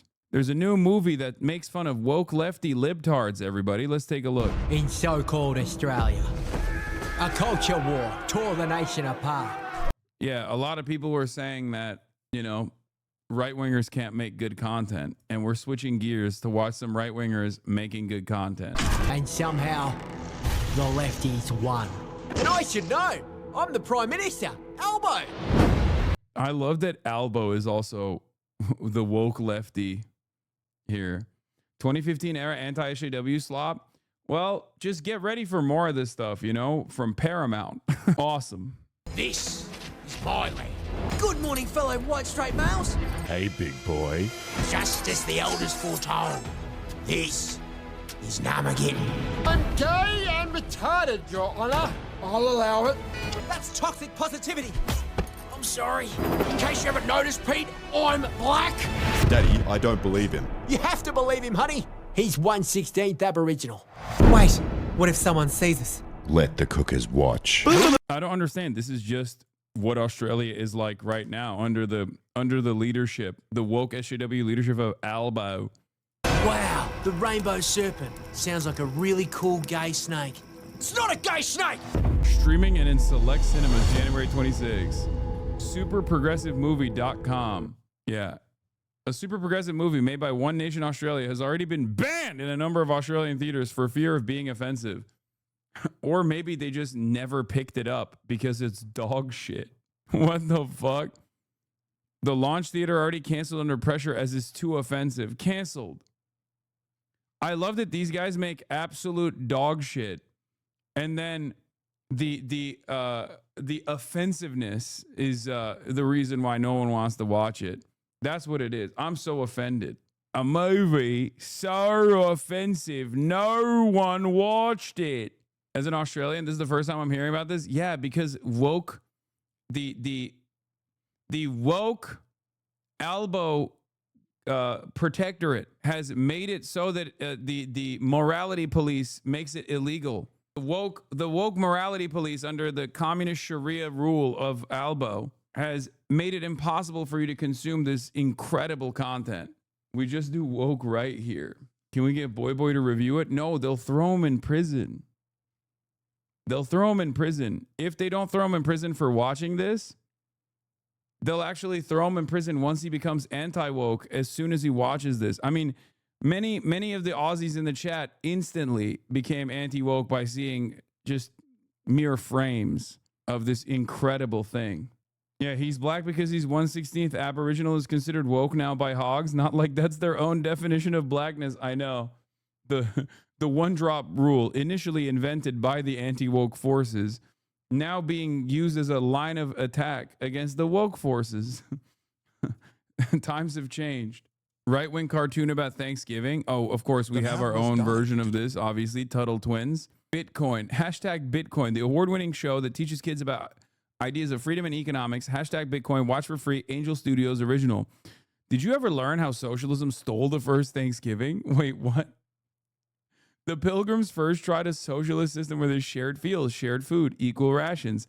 But Bradford wrote in his journal that young men complained that they should work for other men's wives and children without any recompense. Communal property, he said, bred much confusion and discontent and retarded much employment. The results, they planted only 26 acres of crops and people starved. So Bradford switched to a capitalist system, private family plots. This allowed every family to keep the fruits of their... Okay, this is not the R slur. It's just the old way of saying it slowed it down, okay? Retarded in this context is... You guys are so stupid. Any excuse to say the R word, though, lol. I hope you're not mentioning me here because I think they're not doing that. They're not using the term here, I don't think, because they wanted to say the R word. It's just like this is the one appropriate usage. So Bradford switched to a capitalist system, private family plots. You read it just to say the R word? Yes, exactly. I did that. The result, next year, they planted 184 acres, 7 times more food. This chat proves why woke sucks. I know. During our first winter, Yeah, I should have said. They made the employment neurodivergent. Like, what do you want me to do? Fucking read it as bred much confusion and discontent and R-worded much employment? Is that what you want me to say? What the fuck? Oh, that's funny. That is actually low-key funnier. They R-worded much employment. This is the example of shit we're leaving behind in woke too. No, we should keep this part. It's funny. Hassan woke OSHA violation. Flame retardant clothing required. Yeah, this is flame R-worded. Flame R-worded clothing required. more than half of us died due to cold, disease, and starvation. Ah, man. Then the Native Americans taught you the value of gratitude and giving, and no one went hungry again. Thanksgiving! What? No. What are they teaching you in school? The Native Americans did help a great deal, but we still struggled and starved for 2 more years. For 3 years, we'd run our colony on a system where everyone worked the land and were forced to share the fruits of their labor equally. Duh, that sounds like our kids' club. Oh my God, I hate that. Remember a couple years ago, I would joke about how like there will be an initiative where right-wingers will say sharing is caring is communism. Sharing is not caring. That's amazing, dude. Forced to share. And the socialism idea Grandma was talking about. Unfortunately, this system produced terrible results. Many people chose to do the bare minimum to get by. Because they were lazy? No. Which is why we enslaved humans and forced them to work, you know? That produced wonderful productivity. Socialism as a term in 1620? Yeah. No, you don't understand. Socialism was invented by that point. Suicidal empathy, suicidal sharing. Because they weren't incentivized or motivated to work hard. And when incentives are lost, we all bear the cost. I used to make jokes when Ben Shapiro was like, I'm going to write a child's book. And I was like, what are you going to talk about? Like sharing is not caring? Like what the Like, you're going to be that guy? Or like, actually, hypothetically, sharing is not caring. Sharing is actually communism. That's how the USSR was developed. It's like, that's it. That's the lesson that you're trying to teach. Well, now they have done that, by the way. They literally did do that, for the record, which is crazy. Children, like, what the f wrong with you? And then they did do that. Like, they actually did do that. I used to make... Socialism was invented by hippie Jesus. Yep.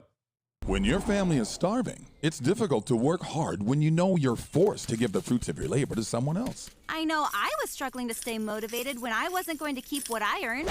Exactly. And that doesn't make you lazy. You're just working in a bad system. So I proposed a different plan based on principles of freedom. Each family would farm their own land and was free to keep the fruits of their labors. And it worked? Incredibly well. Our people were finally incentivized to work hard. But Jank ETA, please. It's 12:30 in Yugoslavia. Bro is tuning in from the past. The Balkan boys are getting tired.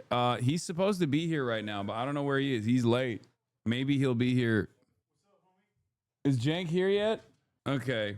Do modern farmers keep 100% of their crops? Yeah, I love the way that these guys also talk about like how you're keeping the fruits of your labor. Meanwhile, you know who's not keeping the fruits of their fucking labor? Was good. The guy who's actually working the crops, okay? Not the guy who owns the farmland, but it's actually always the guy who's not actually working the farm. The farmhand is not keeping the fruits of his own labor. That's the point. 4 men tended the fields while families stayed home. Now, entire families gladly pitch in and farm together, increasing our food supply dramatically. And everyone's incentivized? It seems like there's more than enough to go around. The year of our first Thanksgiving feast, we planted just 26 acres. 3 years later, once we adopted freedom, we planted 184. That's 7 times more food. Rot knows what he's doing when he just pops up on stream. Yeah, the farmhand being forced to give away 90% of his yield is communism. Abolish communism. We did family Thanksgiving over the weekend, and one of the MAGA people said, I think the government is still doing MK Ultra. That's why all of the mass shooters are trans and leftists. Even Charlie Kirk's shooter was a trans leftist. I feel like just lie to that guy. You know what I mean?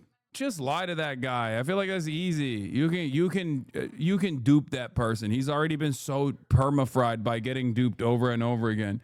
You could jiggle some keys in his face and he'll be distracted. Why are you mad at the story about how we solved starvation? I'm not. I love it. That's why we have an abundance of food supply, a surplus of food supply, and yet people still experience hunger in this country, the wealthiest nation on the planet.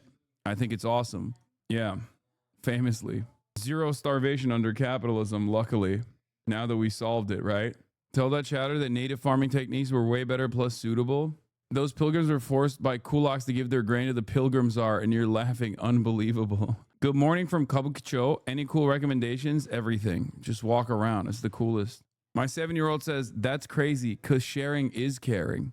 Thank God. Thank God that there's still 7-year-olds out there who are learning the right lessons and not the wrong ones. That's just not even like a based 7-year-old, by the way. That's just a normal. That is the most normal 7-year-old position. Okay? That's not a woke baby. What are we doing? That's just how every 7-year-old is supposed to think. What the hell is going on? As discourse worsens, as things get worse and worse, we're just celebrating normal kids being like, yeah, no, I think it's fine to make sure that no one has a care in the world. Everyone. Oh no. My 7-year-old said Ruth Conda forever. Guys, is my baby based? Oh no, your baby is a lib. Child fell down the extreme left pipeline with sharing is caring. All right, let's watch more Perfect Union. Why Trump supporters are at a breaking point. Why I like President Trump is because he uproots everything and changes the dynamics.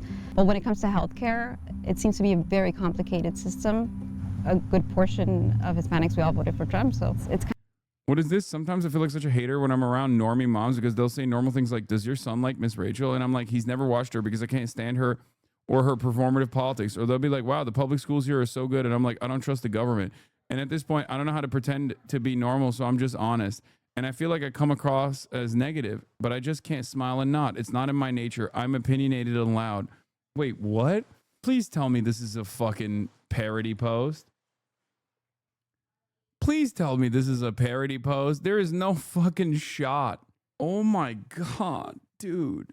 Dude, that is fucking writer, health nut, Catholic, wife and mom. That's a RFK Jr. voter. That's a Maha voter for sure. Maha, baby. I'm nice about it and not judgmental because I don't care what other people do. I just can't pretend that I do things that I would never do, if that makes sense. When is Sweaty Shaker coming on? I will donate to see Harry Sweaty Shaker Gurgi. Shaky Gurga is going to be here any minute now. Shaky Gurga, baby. The hero of Janksgiving. The man that Janksgiving was named after. What the fuck are you talking about? Every year since like 2018, I've always had Shaky Gurga, Unk Chunk Weigert, also known by his normal name, Cenk Uygur, on the broadcast where we chop it up. And over the years, the dynamic has shifted as his politics have changed on some issues, and it has unfortunately resembled more of the common Thanksgiving back and forth that many of you have with your relatives, with your uncles, as a matter of fact. Hopefully this year will be different, but I don't know, because he literally said I was a communist when talking about me on his Twitter. So I don't know where he stands on a lot of issues. Where is it? Let me see. This is how he promoted it on his own Twitter. He said, watching Packers versus Lions with my son as our fantasy football season hangs in balance. My daughter baking cookies. Mom making the juiciest turkey in America. Who doesn't love this country? Hashtag happy Thanksgiving. Hashtag America. Going to my communist nephew's house later for Janksgiving. Now also part of America. Almost even Americana now. God bless freedom of speech. Love living in a free country where we're allowed to think and argue whatever we want. He is literally becoming the crazy unk. This is the most crazy uncle post of all time. My communist nephew's house.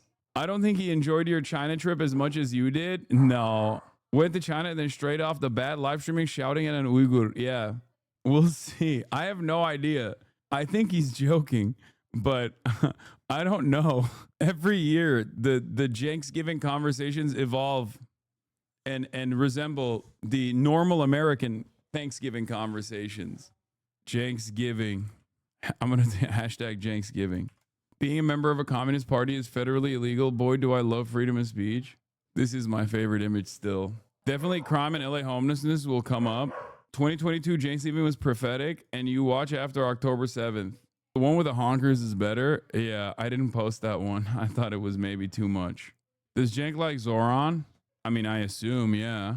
Can you do a dispatch sex scenes tier list with Jank later? No. Oh, he's running late. Oh, shit. He's not going to be here for at least another 30 minutes. Kind of like a betrayal in a way. Nearly 5 million people who live in Florida get their health care through the marketplace or Obamacare plans for coverage, more than any other state. But the cost of these plans are set to skyrocket in 2026 as federal subsidies that made them more affordable will expire. Are you guys on the Affordable Care Act marketplace healthcare? Have you checked whether your premiums are going up next year? It's open enrollment period. I think they are. I think they're going to triple or quadruple, something like that. $684, and that's going to be a $7,500 deductible. If it goes up that much, we're going to have to cancel. We can't afford it. ¿Cómo haces? The premium is going to be $1,261 every month. At the end of the day, people are going to die. In the last election, every single Florida county moved right, including Democratic-leaning or Hispanic majority counties like Miami. I voted for DeSantis. I love you, Papi Trump. I love you. But while some Trump supporters point fingers at the Democrats, They did it to blame the Republican Party. Because then it was like, oh, he's the one at fault. No, he's not. others feel abandoned by the president. In South Florida, we don't feel like seen, heard, or valued in any way, shape, or form. Catalina, who goes by Kat, is a freelance community mental health consultant. She gets her health insurance through the Affordable Care Act. Health insurance, it's something that you don't think about when you're younger because you're just healthy, right? You can just kind of like bounce back. Kat didn't give much thought to health insurance until a sudden medical emergency changed everything. First, I had really bad lower back pain. They told me that I had issues with my kidneys. It was a total of 3 weeks of being hospitalized.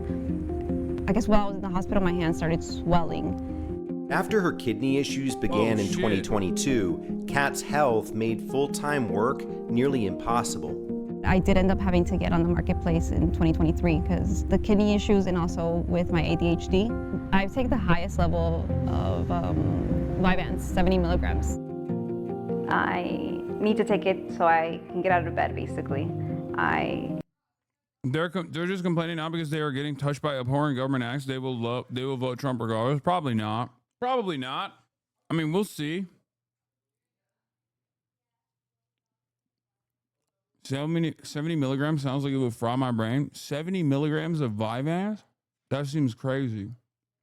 You need these medications to function. If you can't afford health insurance next year, what happens to your medication? Trump is never going to be on another ballot. You can't vote for him again, law. Chatter.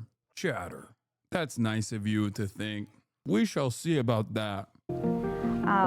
Well, particularly the Vyvanse is very expensive. Without health insurance, it's $300 to $400. The ACA subsidies were part of a COVID-era stimulus package that was aimed at easing financial burdens caused by the pandemic. They've saved enrollees an average of about $1,200 a year on their health insurance premiums, but they're set to expire at the end of 2025. Democrats in Congress tried to make the subsidies permanent, triggering what became the longest government shutdown in U.S. history. In the end, 7 Democrats and 1 independent senator broke ranks and voted with Republicans to advance the funding deal, which included a promise of a mid-December vote on extending the subsidies. However, no agreement. And to the people who are saying, oh, well, I don't think he'll survive that long. I don't think he'll last that long. Evil never dies. Look at fucking Dick Cheney and how long that took, Has yet been reached in the House under Speaker Mike Johnson.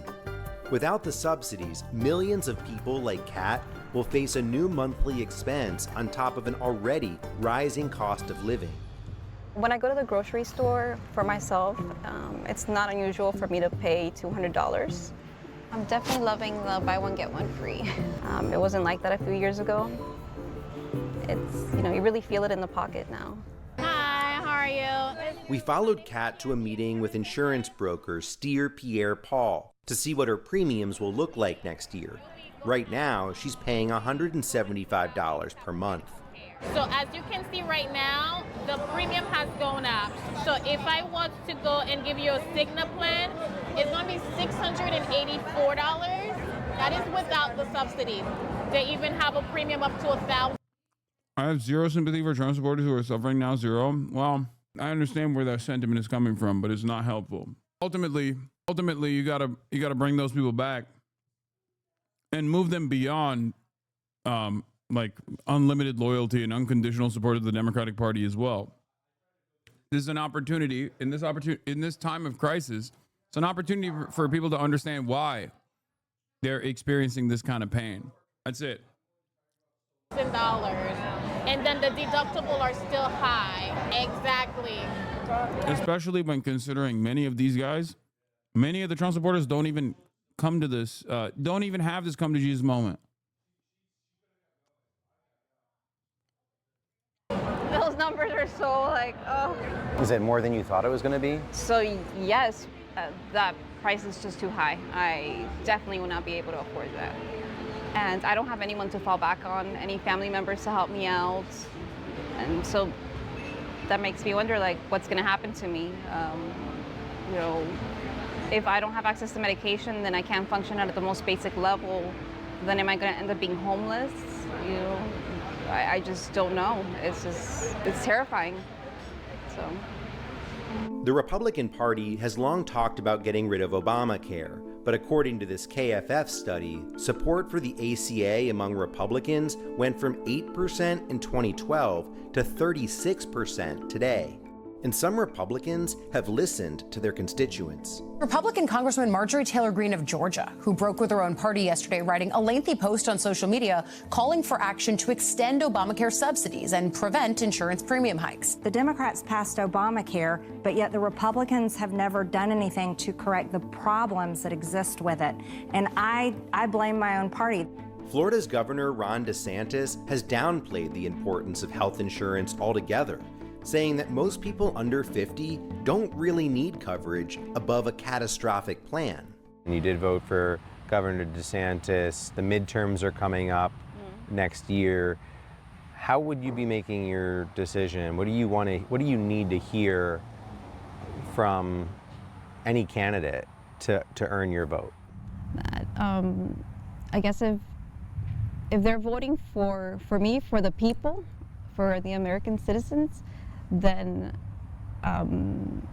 regardless of what party they are, I can reciprocate that and give the vote for them. So is that a big deal for you? Yeah, it is.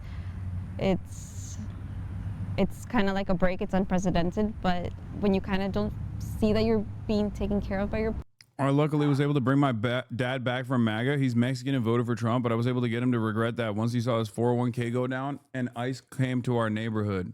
Oh, God damn. Party, you have to make a choice. Trump has taken a hard line, saying he will not approve any deal that extends the subsidies. However the fight shakes out, neither party has presented viable long-term solutions to rising healthcare costs and the shortcomings. I want everybody, this is why I always say, I want everybody to have healthcare. Trump supporters, even fucking Nazis, Like, that's a given. That's a starting position for me. I don't give a shit what people say. I don't give a shit how much people hate me or my friends or people that I care about. I want every single person to have healthcare, regardless. I want every single person, including Trump supporters, including Nazis, to be able to get a free college education. The reality of the matter is, and housing as well, the reality of the matter is once you solve some of these material inequalities, it makes it much more difficult for people to feel a sense of loyalty to a movement that seeks to take advantage of their vulnerability, of their weaknesses, of their angered state. This is how it is. Of the Affordable Care Act. So what's next? Is this a good system to defend? To defend today, political yes. capital. Okay. But obviously, right. It is a system designed to make huge profits for the insurance companies and the drug companies. Right. Period. We have got to move to a Medicare for all single-payer program. Absolutely. When you think about Obamacare, when you think about the Affordable Care Act, do you think it's a good system, or do you think there's something better? I don't know the big details of it, but it just seems like it's a system that needs to be revised. How? I'm not sure. Do you support the policy of Medicare for all, for example, universal health care? I mean, after what I went through, yes, I think so. That may We take those. I mean, it is what it is, but you got to take those.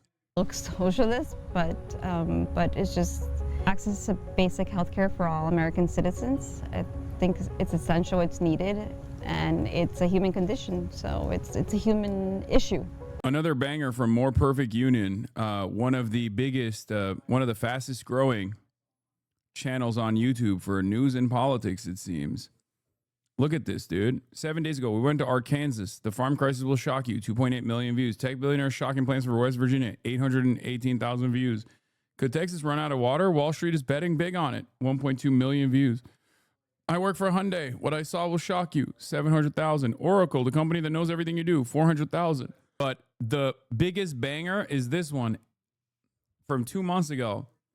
I took Bernie into deep Trump County. Can he help win them over? 9.2 million views, dude. It's crazy. Doing the fucking Lord's work, dude. That's just YouTube. They post these on Instagram. Yeah, no, I know. Yeah, here it is. More Perfect Union is the 5th fastest growing. God damn it. I don't want to fucking have Grok explain this fucking post. I'm not. Oh my God, this shit makes me so mad. Oh yeah. Every time I click on a fucking Twitter link, do you want Grok to explain this tweet? Like, no, I don't. I don't need AI to explain a tweet with like 8 words in it. I am not. I don't have the. I'm not that stupid. I'm a stupid guy, but not that stupid.